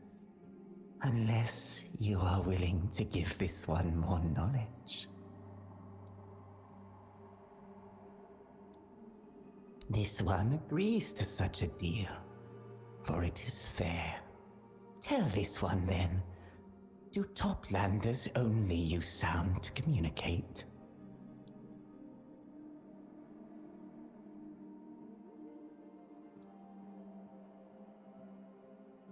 This one believes your words.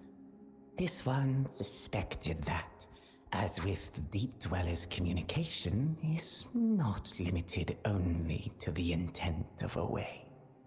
This one recognizes your truthfulness. This one will mark on your map where Sindril is hiding. This one is always happy to assist. For your knowledge, this one will share his to the best of his ability. This one will always be here until he earns entry to the archive.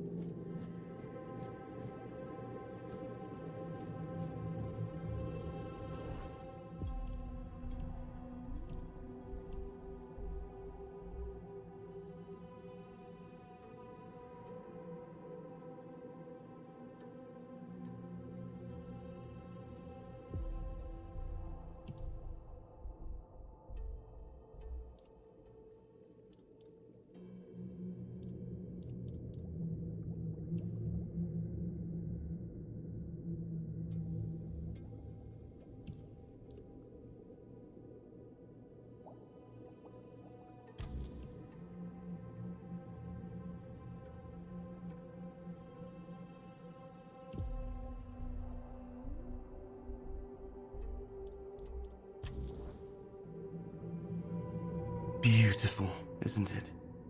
Our sky above. We call it the sky of roots. I could stare at it for hours. I'm Vandu, keeper of the observatory. As for who you are, you don't need to tell me. I can see everything from here. The voice of the Lord of the Depths is especially clear in this place.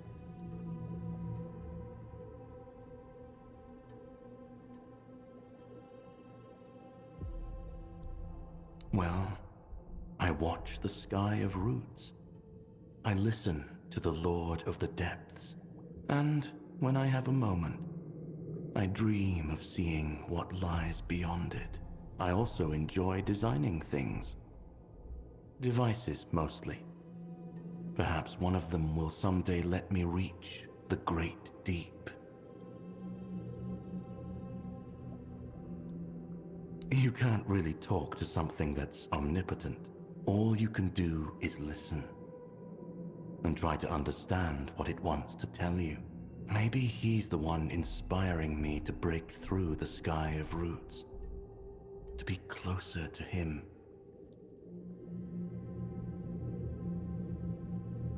Oh, that's very kind of you.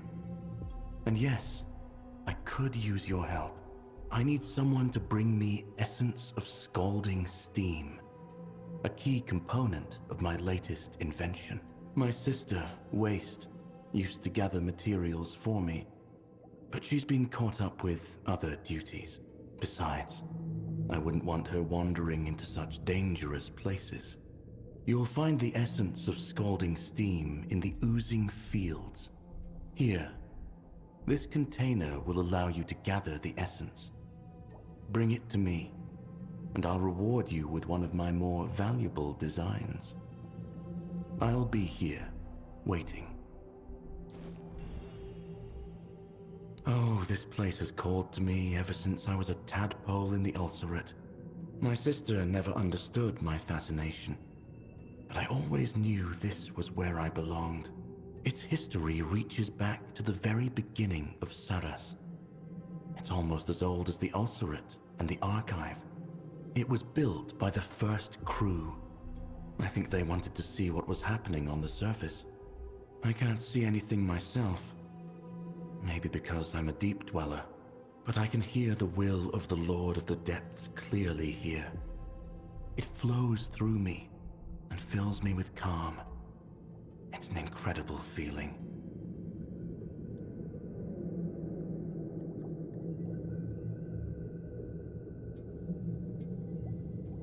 It's as unknowable as he is. As long as I feel calm, I know everything is unfolding as it should. I feel that same calm now, speaking with you, and take it as a sign that what we do is right. When I feel unease, I know something's not meant to be. I can't explain it any other way. You'll just have to trust my intuition that our meeting is good and true.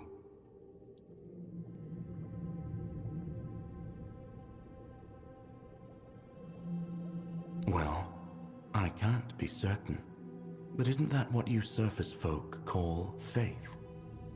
I choose to believe that I hear the voice and feel the will of the Lord of the Depths moving through me. That choice alone is enough to make me happy. Until we meet again, Toplander.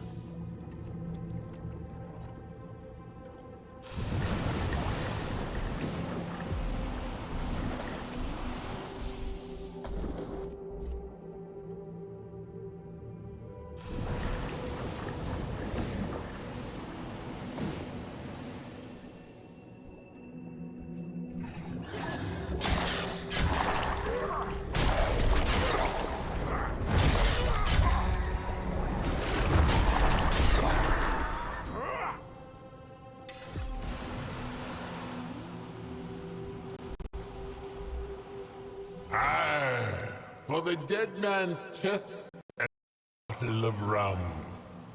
You know what you must give me if you want to crawl past. Now that's a worthy drink. Crawl on through, and don't forget to drink one for my health.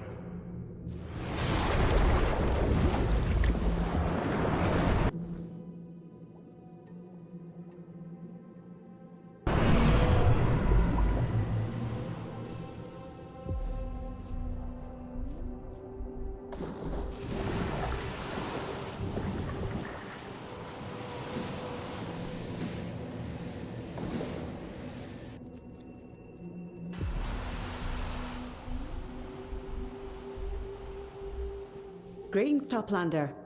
Was it strong currents or a strong will that brought you down from above the roots? I'm Waste, formerly Sarras's most efficient treasure hunter, now a merchant of its spoils.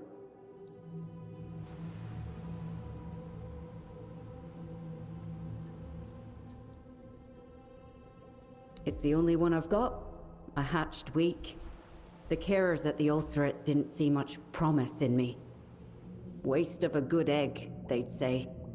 Or I'd hear him muttering, such a waste.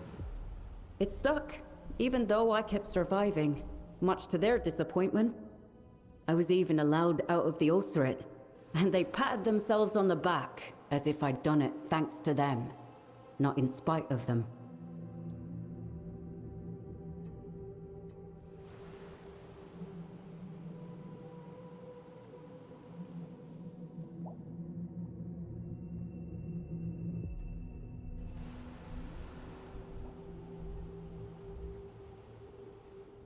No, it's not a bad name. It reminds me what not to become, and what not to do with my life. I like to think it helped me keep in balance.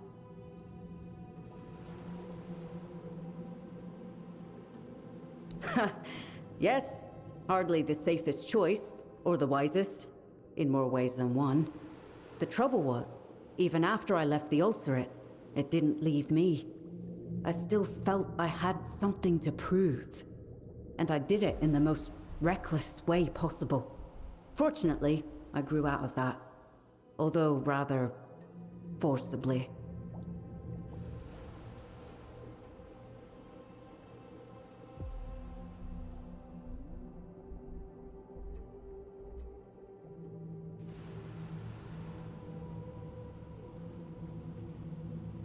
I was nearly boiled alive in the oozing fields.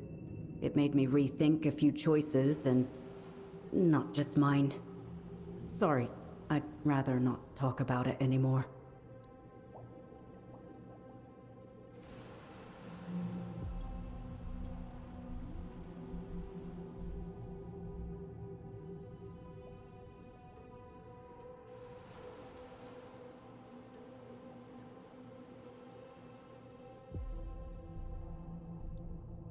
But let's just say I had a nasty accident that made me realize it's a path to nowhere. I didn't survive the ulcerate just to die a stupid death the moment I got outside. I used to dream of glory. But there's a point where you have to accept that dreams should remain just that. Dreams. Otherwise, one day, you'll never wake up again. Oh, is he all right? Did he ask you for anything? Damn it. I'd hoped that if I'd stopped helping, that would be enough. He never leaves the observatory. But I didn't think anyone would come to him. Please, Toplander, don't help with that experiment of his. I'm begging you. I am busy, but you're right. That's not why I stopped. Vandu is obsessed with that project, and I couldn't keep helping him in good conscience. Because it's going to get him killed. Can't you see this is insane? I don't even know what will get him first. trying to leave Sarras's borders, or launching himself towards the roots in one of his blasted machines.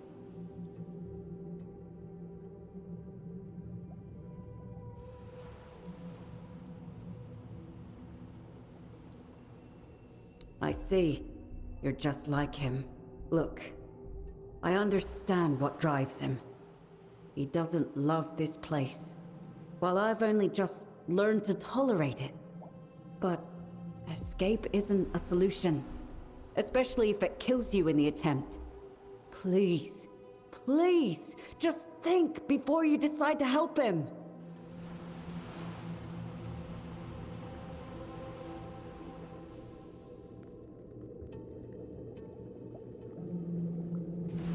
Back already?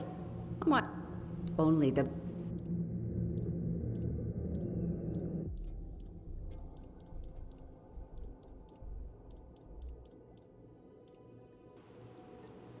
Until next time.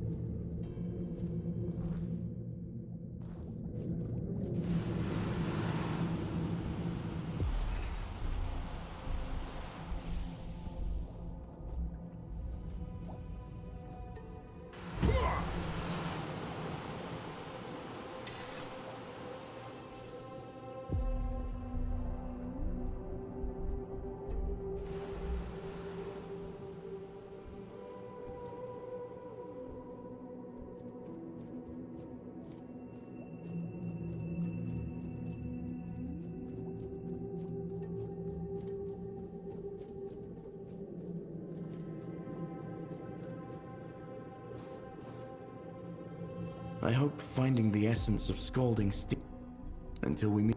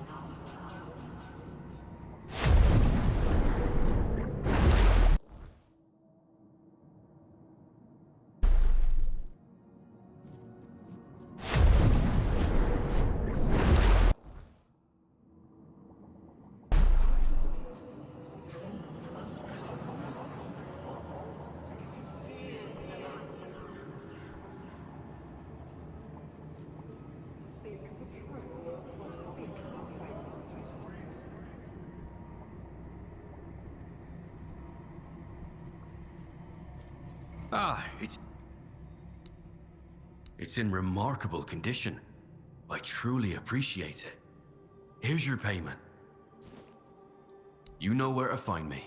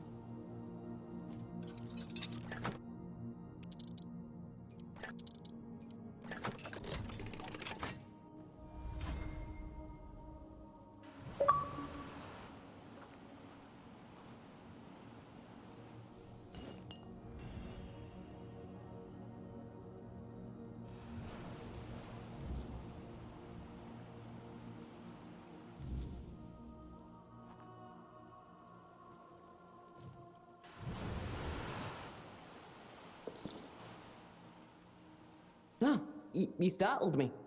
I didn't think anyone would find my hideout. Hiss promised no one would. That creature. Everything has a price with him. So I'm guessing you paid him more than I did. What do you want? Let me guess. Coraloon is looking for me. I'm sorry, but you're wrong. She's not worried about me, but about herself. Tell me, what do you know about me from what Coraloon told you? Not much, I bet. Think back to everything she said. Can you hear her saying, me, me, me? That's Coraloon for you. Doesn't care about anyone but herself.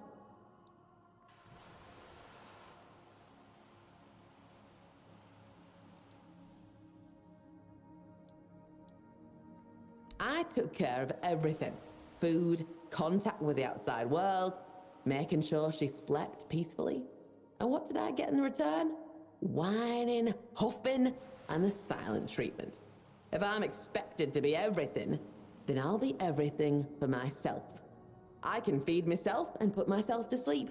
It's about time Coraloon learned to do the same. She won't have any choice without me. Because I want to finally be free, to have my own life, to start my own family. No more and no less. You have no idea what it's like to spend your life with someone who always plays the victim. It's not that she can't do anything. She just doesn't want to. She throws up her hands and insists I do everything better. For a long time, I kept falling for her games. But when I tried to teach her something, to show her how she could have a better life, hunt on her own, gather seaweed, she'd get offended and punish me with silence. Or she'd accuse me of putting on airs, of treating her like an idiot. She'd say anything just to make me give up and do everything for her. I couldn't keep living like that. And I won't keep living like that.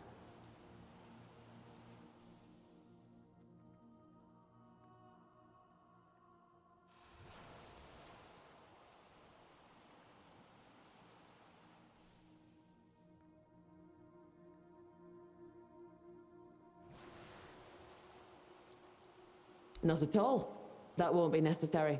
Listen, I know my sister. I just need to wait until some poor sap takes my place, and let her exploit them. Then I'll come back. I'm sure Coraloon will be terribly offended, but at least I'll have some peace and quiet. Perhaps it's not the gentlest way, but it's the only one. I've tried everything else. Disappearing for a while is the only reasonable option. Hiss promised to tell me when that happens.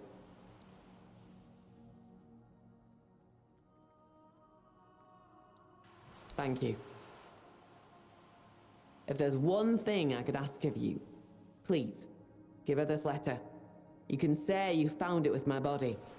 If you manage to make Coraloon stop searching for me, if you can push her towards independence, return to me, and I'll share everything I've gathered with you. And please, don't tell anyone where I am. I really need to be alone for a while. Just me.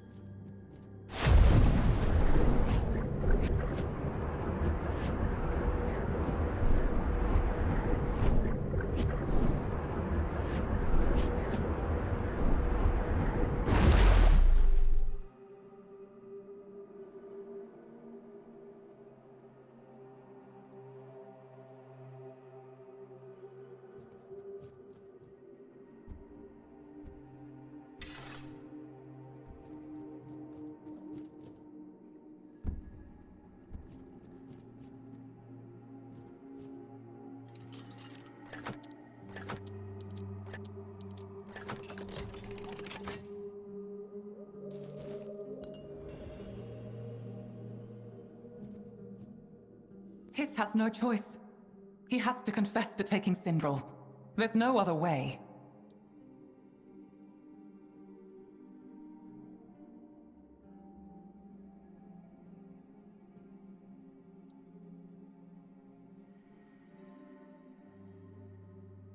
That's impossible. You must be mistaken. My sister would never leave me. She's just playing a prank on me.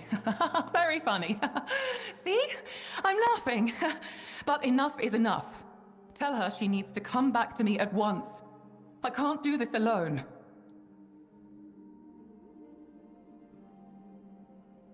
You have no idea what kind of bond we have.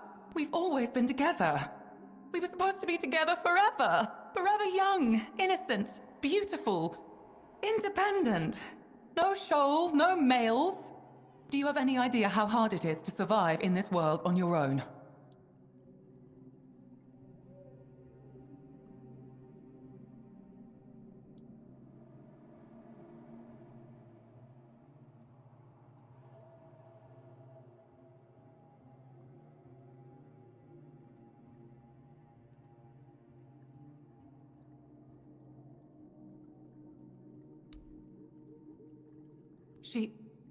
I don't believe this. This is her handwriting, but I don't believe that's what she really thinks of me. Hiss must have made her write this. Or some other male. Or maybe it's you. That would explain why she wrote such nonsense. You're the one who pressured her. I'm not scared of you, Toplander. For my Sindril!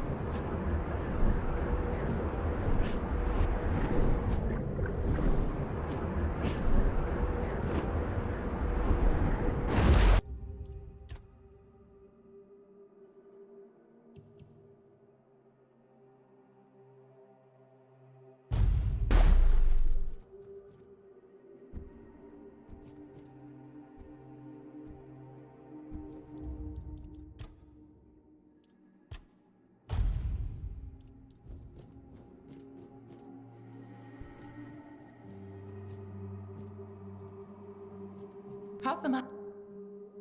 That's impossible. She's just... Tell her. We've... Operavi, do you have any... But... Sindril is my family. How could she abandon me like that?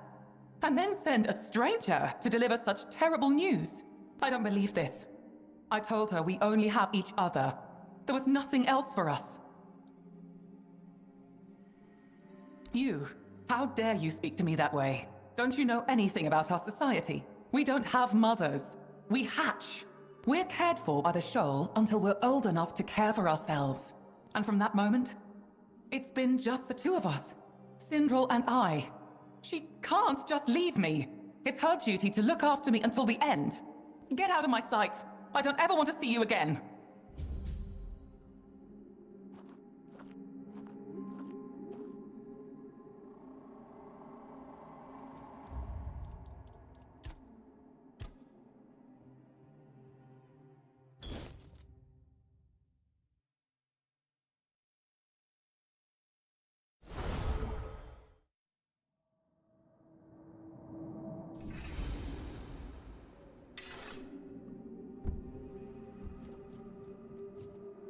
If his... That's him. She's... Tell her. We've... Operavi, do you have any... Hey, oh, I'm...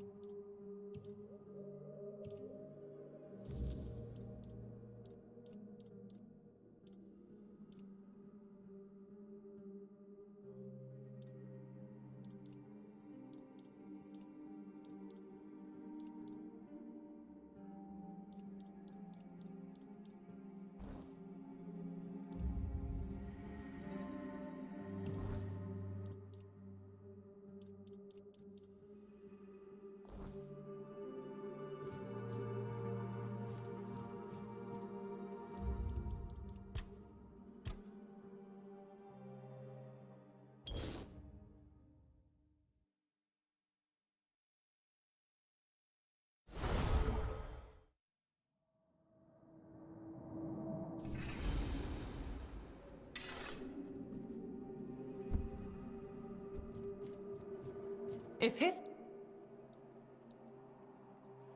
That's impossible. What happened?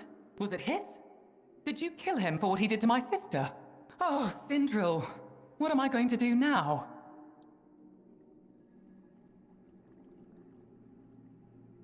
Give it to me. I can't believe this. My Sindril. Did she really hate me that much? Why didn't she ever say anything?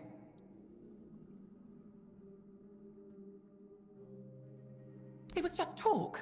She didn't mean it. We love each other. But now that you've told me, I know it's true. She tried to tell me. More than once.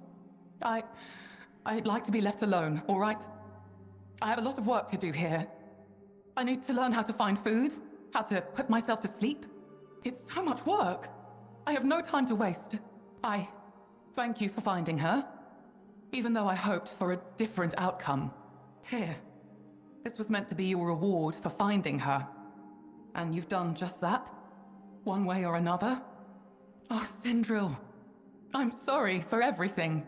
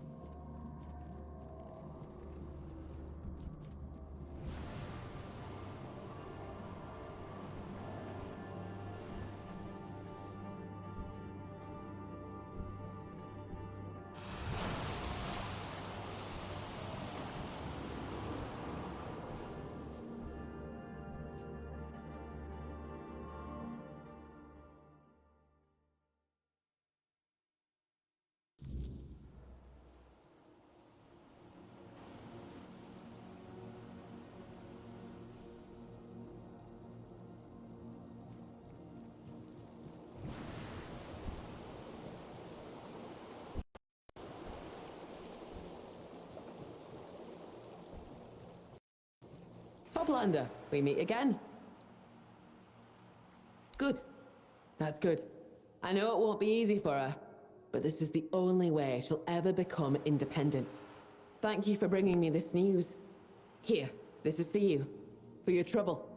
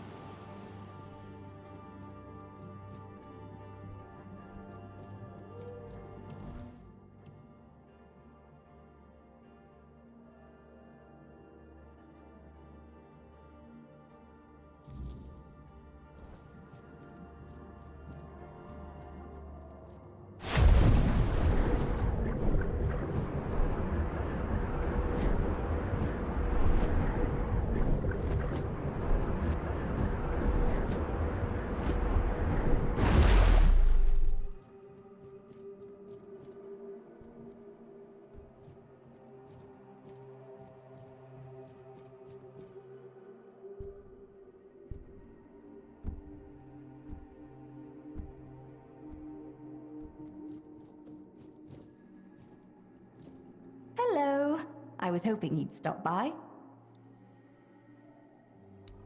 Yes! So, this one was a bit tricky. I found a sealed container in a shipwreck, so I decided to look inside, right? And there was this. It has such an odd crystalline texture, but the golden color is so beautiful. I once heard a Morgan complain that the surface is too bright because of the, sun? So, I deduced that this must be the light of the sun itself, spun into crystals. Am I right?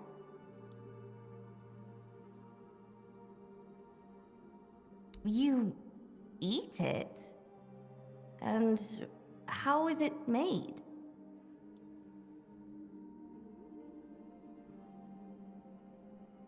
Stop! I think I've heard enough. So it's not the sun?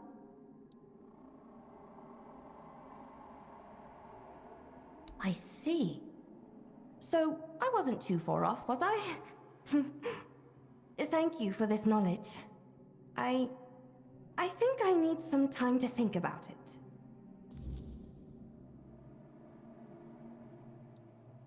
Come back soon, won't you?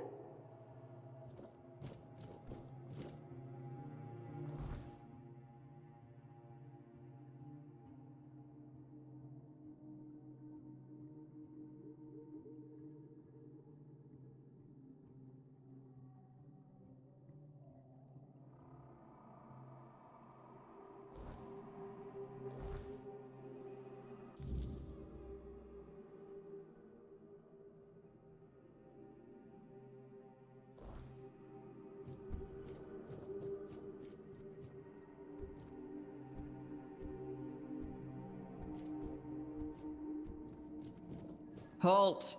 No entry to the archive. Not even for you, Toplander. That is true. Sir Urkol guards the knowledge within the archive. But I am the one who guards Sir Urkol's peace. My name is Ruako, and I decide who may pass these gates. Sir Urkol does not wish to speak to anyone. He is terribly busy. Only those deemed worthy are allowed into the archive. Sir Josephus has no authority over the archive. Only Sir Urkol does. While he is occupied with important matters, he has ceded that authority to me. I decide who enters the archive, not Sir Josephus.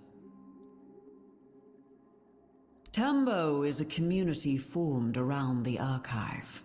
Its people are united in the pursuit of knowledge and improving themselves worthy of its greatest source. Become part of this community. Get to know them, and allow them to know you. Work with them. For the only way to prove true worth is to lend your skills to those in need. Yes, that is what I said. I do not doubt it.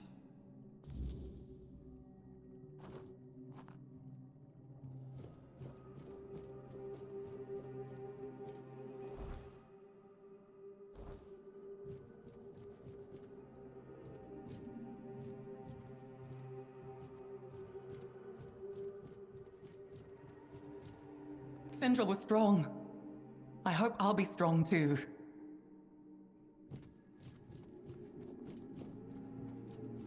This one greets the... This one...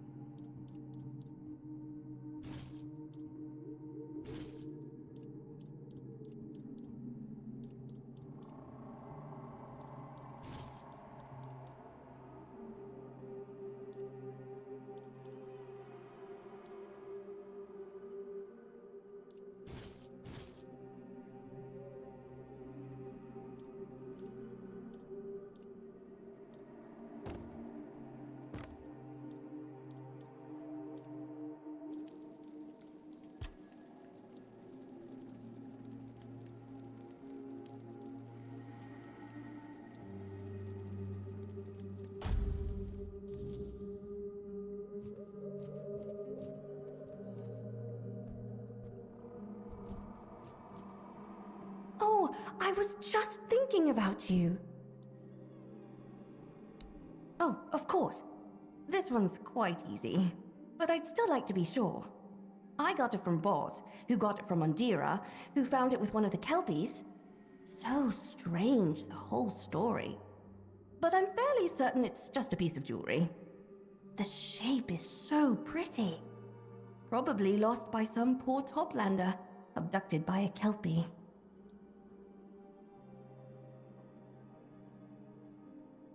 Horses?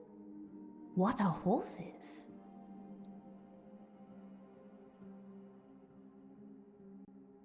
Right.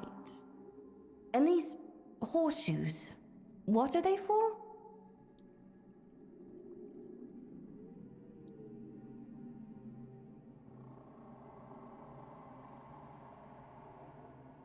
A foot. So it's not some delicate toplander's adornment, but something you strap onto a beast's foot. And that's why someone put it on a Kelpie?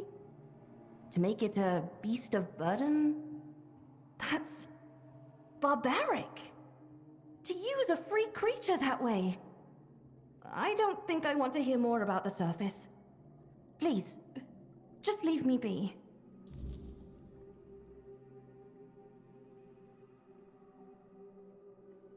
Don't stay away too long.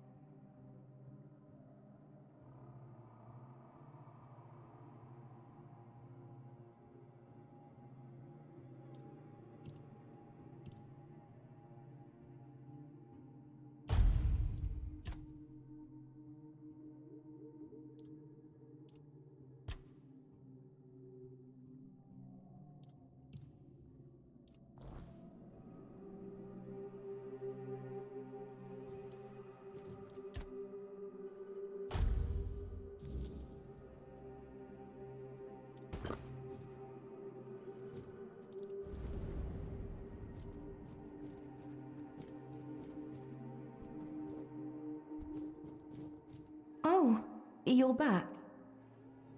Do you need anything? I'm fine. Just a little bit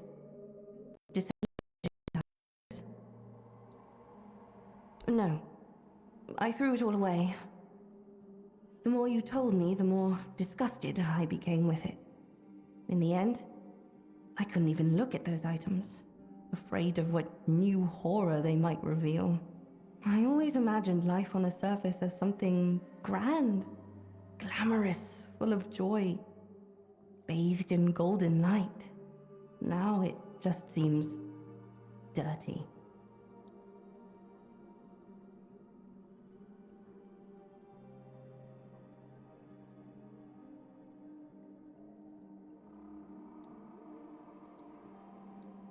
You're right. The depths and their denizens are a perfect example. So much here is as beautiful as it is deadly.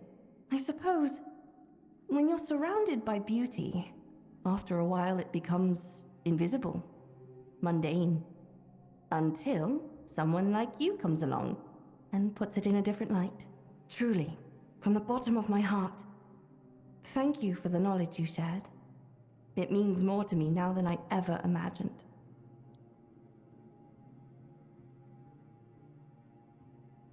The sea is full of life. I think I'll spend some time watching it.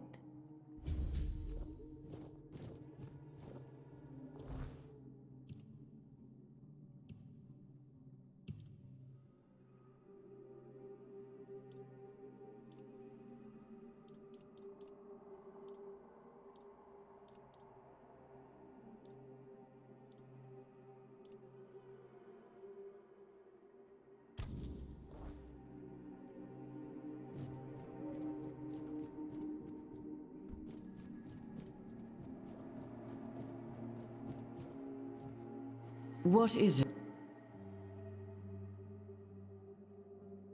It's a peaceful village, though not without its share of problems. They all share one ambition, but it often gives rise to competitiveness instead of cooperation. It saddens me to see. I had thought a common goal would be unifying, but instead it became currency.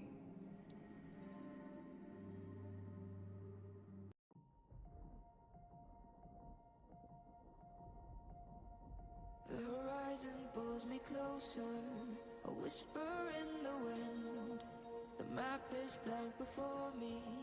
Where do I begin? No fear of what's uncertain. The unknown feels like home. With every step I'm finding a place I've never known. Let's go where no one has ever been. A world unseen beneath our skin. Through endless skies, we'll break the chain.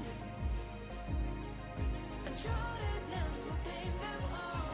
Rise like tides and let it fall. Just endless sea. Come drift with me. Come drift with me.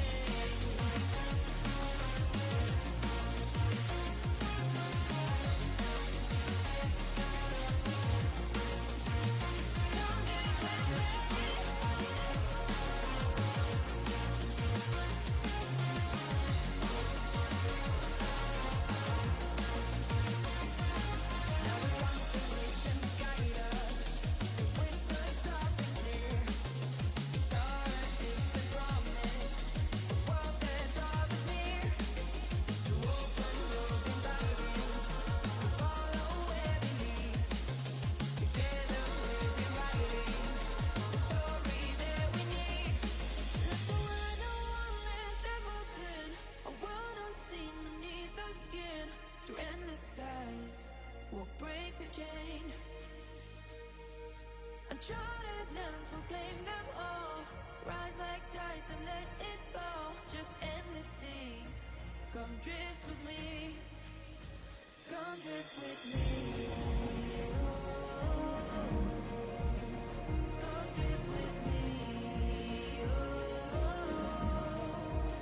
And come drift with me.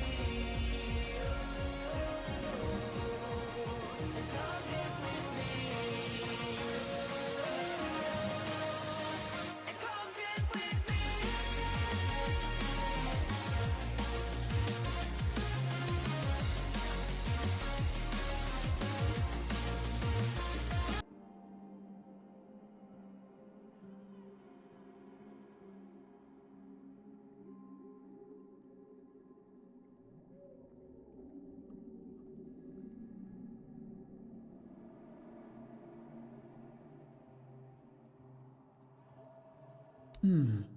I hadn't noticed that. But you're right. I belong to the Archive, and the Archive are what they crave. It is not a desire I share. I know my place in the world. This is all the knowledge I need. In the depths, Everything and everyone belongs to the sea. All we have is shared by others, down to our bodies after we die. What you describe sounds like the way of the surface. It should not be happening here, and yet it does.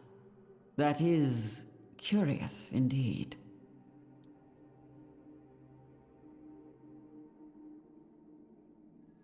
Sir Urkel likes order and being left to his own devices. He is deeply dedicated to his duties, and not only Sarras, but all of Avalon should be grateful for it. What lies within the archive is both powerful and delicate. I believe Sir Urkel is the only one who can keep it safe.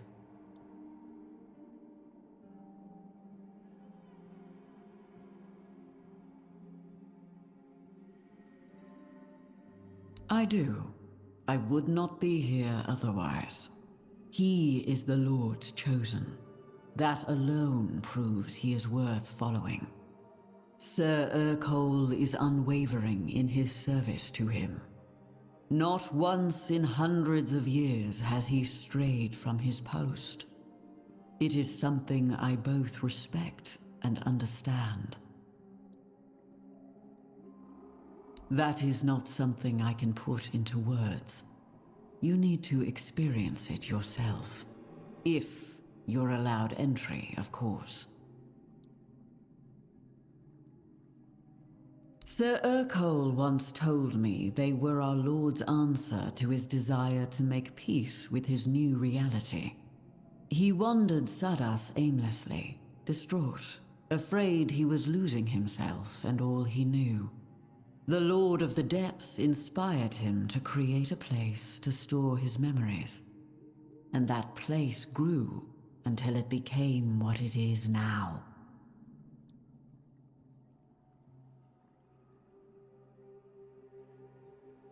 I believe it has always been my purpose, from the day I was hatched. My peers in the Ulcerate called me a stickler. I like order, and I do not bore easily. The moment I heard of the archive, I was drawn to it. But not for what it could give me, but for what I could give to it.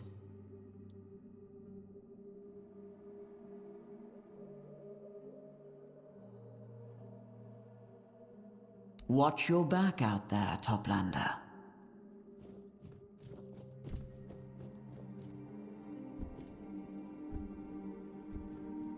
The Toplander has found this one.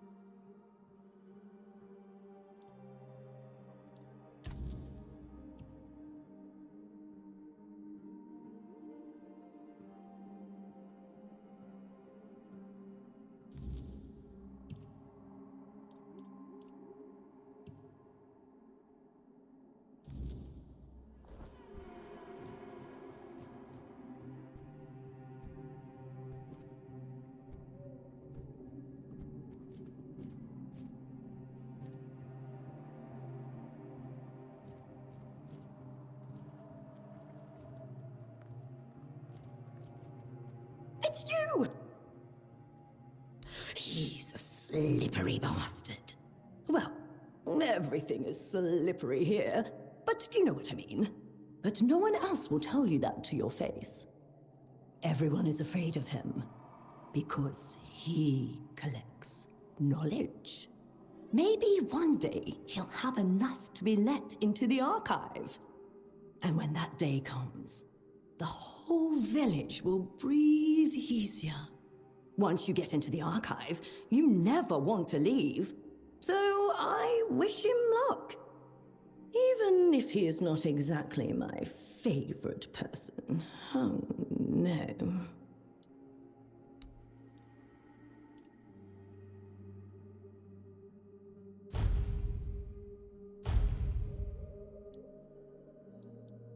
Keep your head on a...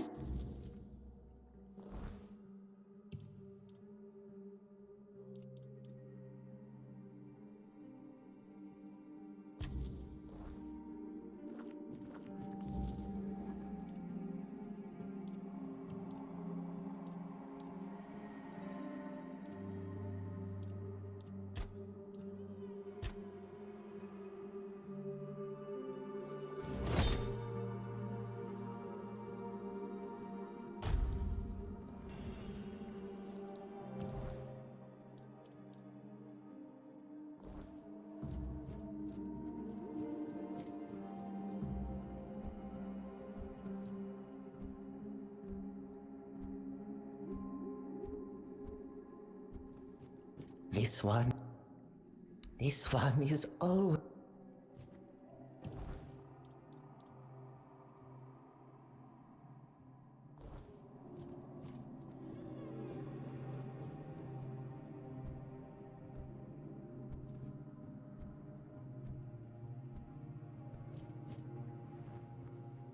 Everyone's Of course you do.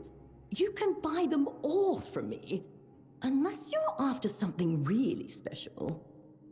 I'm the only one who knows how to make proper stew from Viridian whale caps.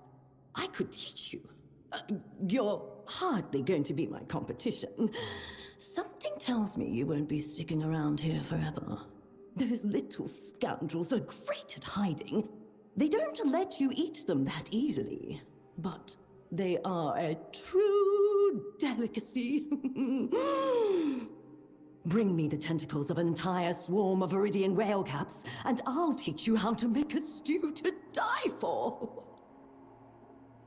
Our local parasites. Legend says they're the souls of drowned sailors. Their bodies turn into drowners, of course. But if a sailor were foolish enough to board a ship without knowing how to swim, who needed him anyway? Serves him right to have been separated from his body. You have to pay for stupidity. They're everywhere, and they're nastier than anything else down here. Not to mention completely inedible. Well, unless they're Viridian. Those ones are different. They taste like nothing else you can find here.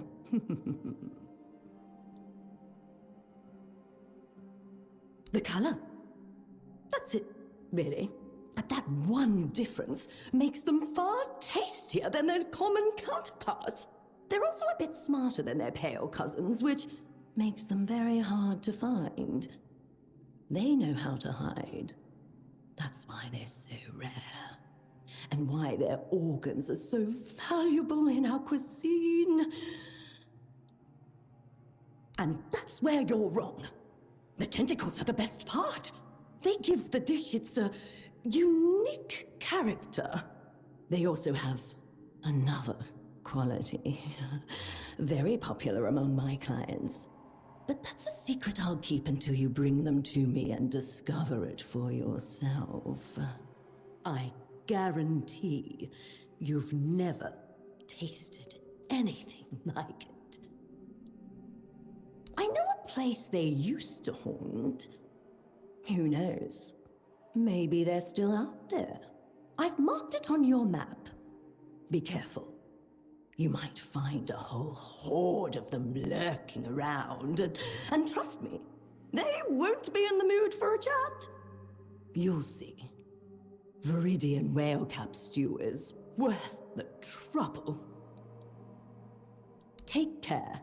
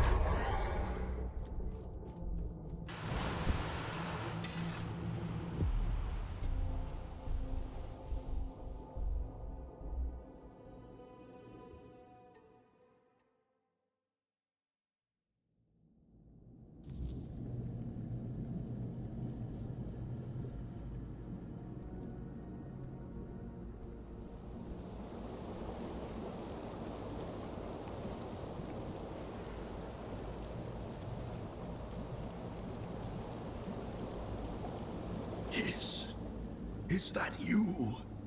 I've been waiting for you. I'm hungry, my friend. I listened for your steps. I missed your company.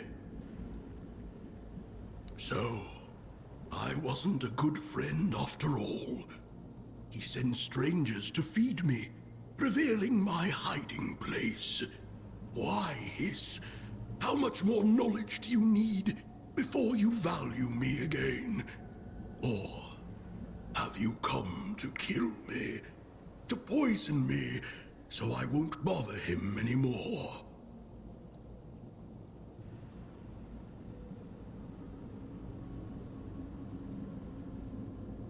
Sometimes I'm unsure if what I say or do might offend him. His mind is beyond my understanding. It's possible I upset him somehow, even though my intentions are pure, and the knowledge I share is always precious.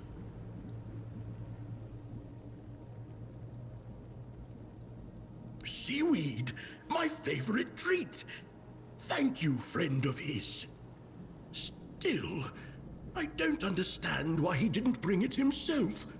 I thought I'd been a good turtle.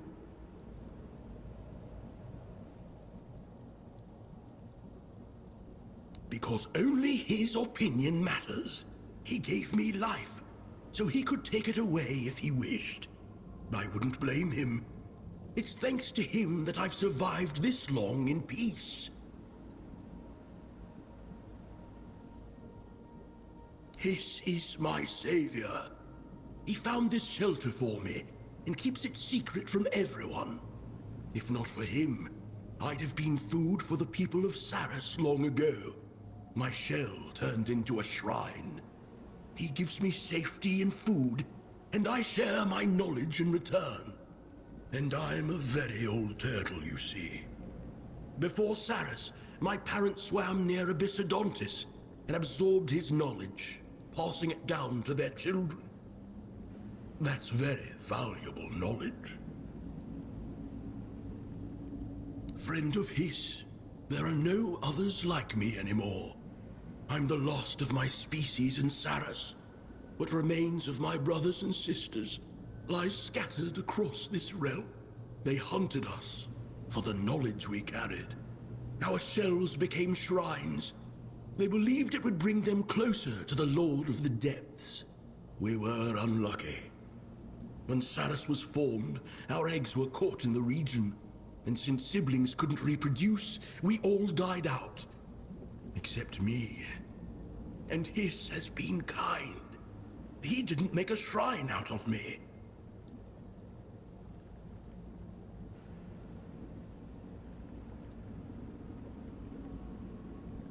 He gave me shelter and food.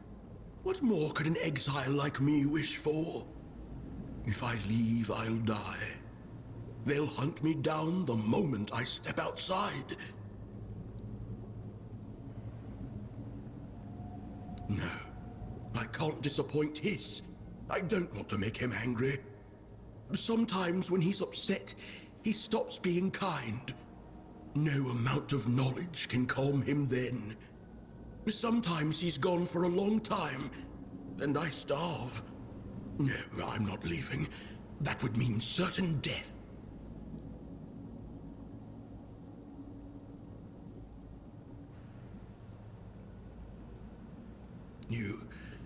You say there might be others like me outside the dome. It's true. My mother and father must have come from beyond Sarras, if they swam with Abyssodontis. So, we may have been born here, but we were not from this place. But Hiss always told me that Sarras cannot be left. Are you sure? That I could leave this place and swim freely through the vastness of the deep?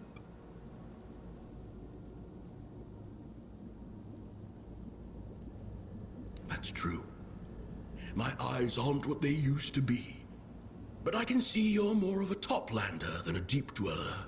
If you found your way in, perhaps you'll find your way out. So maybe I could too, if I had the courage. Thank you for your words. I'll think about them. And thank you for the seaweed. If I decide to go, I'll need the strength. Take this. I found it while cleaning. A reward for sharing your knowledge and helping me see things more clearly.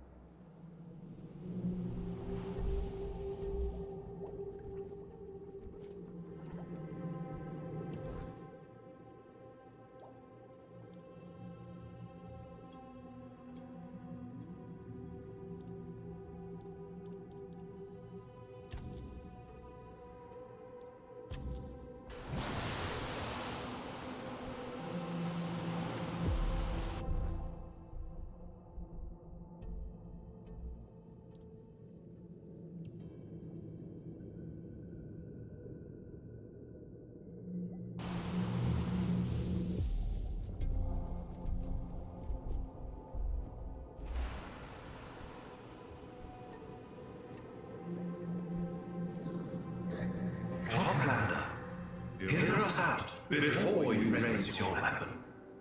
You'll be glad you listened. Trust us. We are the souls of those who gave their lives to the sea. Not always by choice. Our current form is only a transition.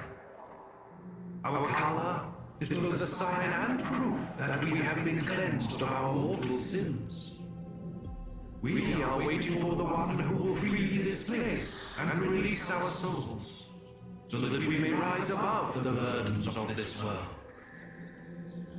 We wish to live in peace until that day comes. We do not wish to attack or be attacked.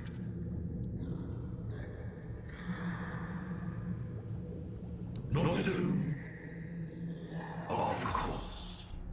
Once again, she sends the innocent to sate her endless appetite.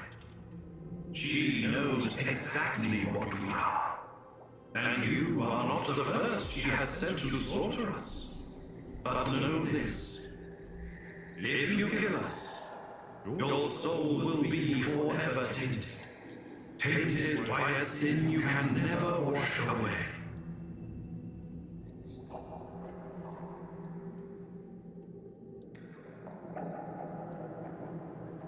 We do not wish for the death of innocent beings.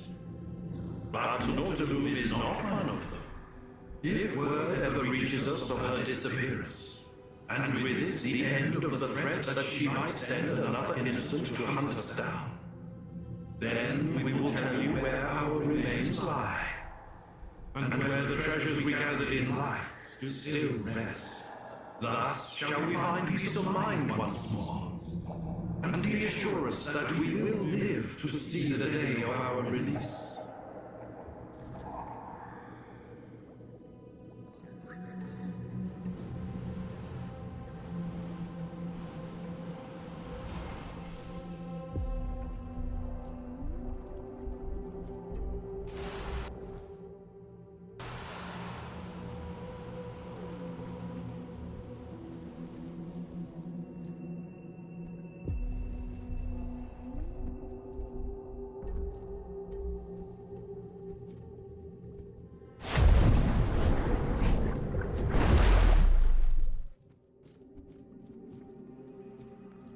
You really do it.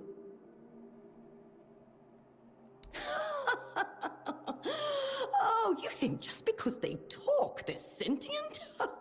That's their old defense mechanism. I'm honestly surprised by your naivety. But fine. I admit, I didn't tell you everything. For example, Viridian whale-cap stew is hallucinogenic. That's why it's so valuable and sought after. So, does it all make sense now? How a thing that causes hallucinations can talk and try to make you believe it's sentient, smart, and beg for your mercy?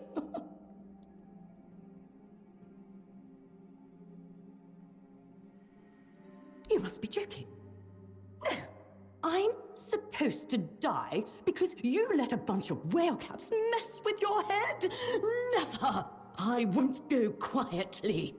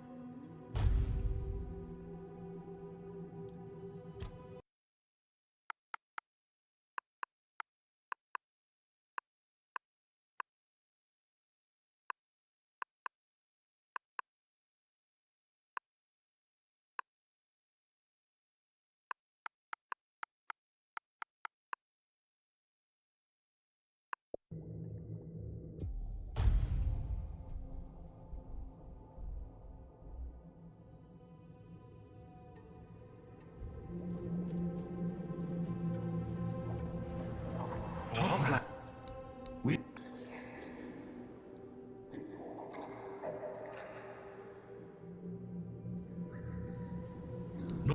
but take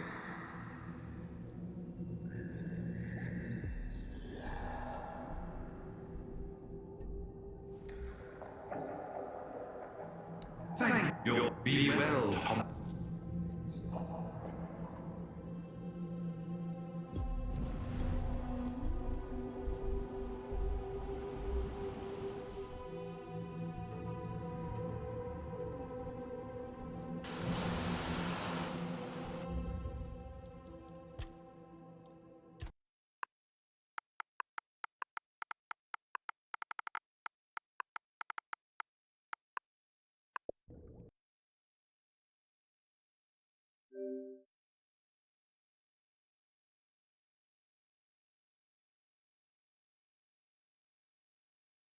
you.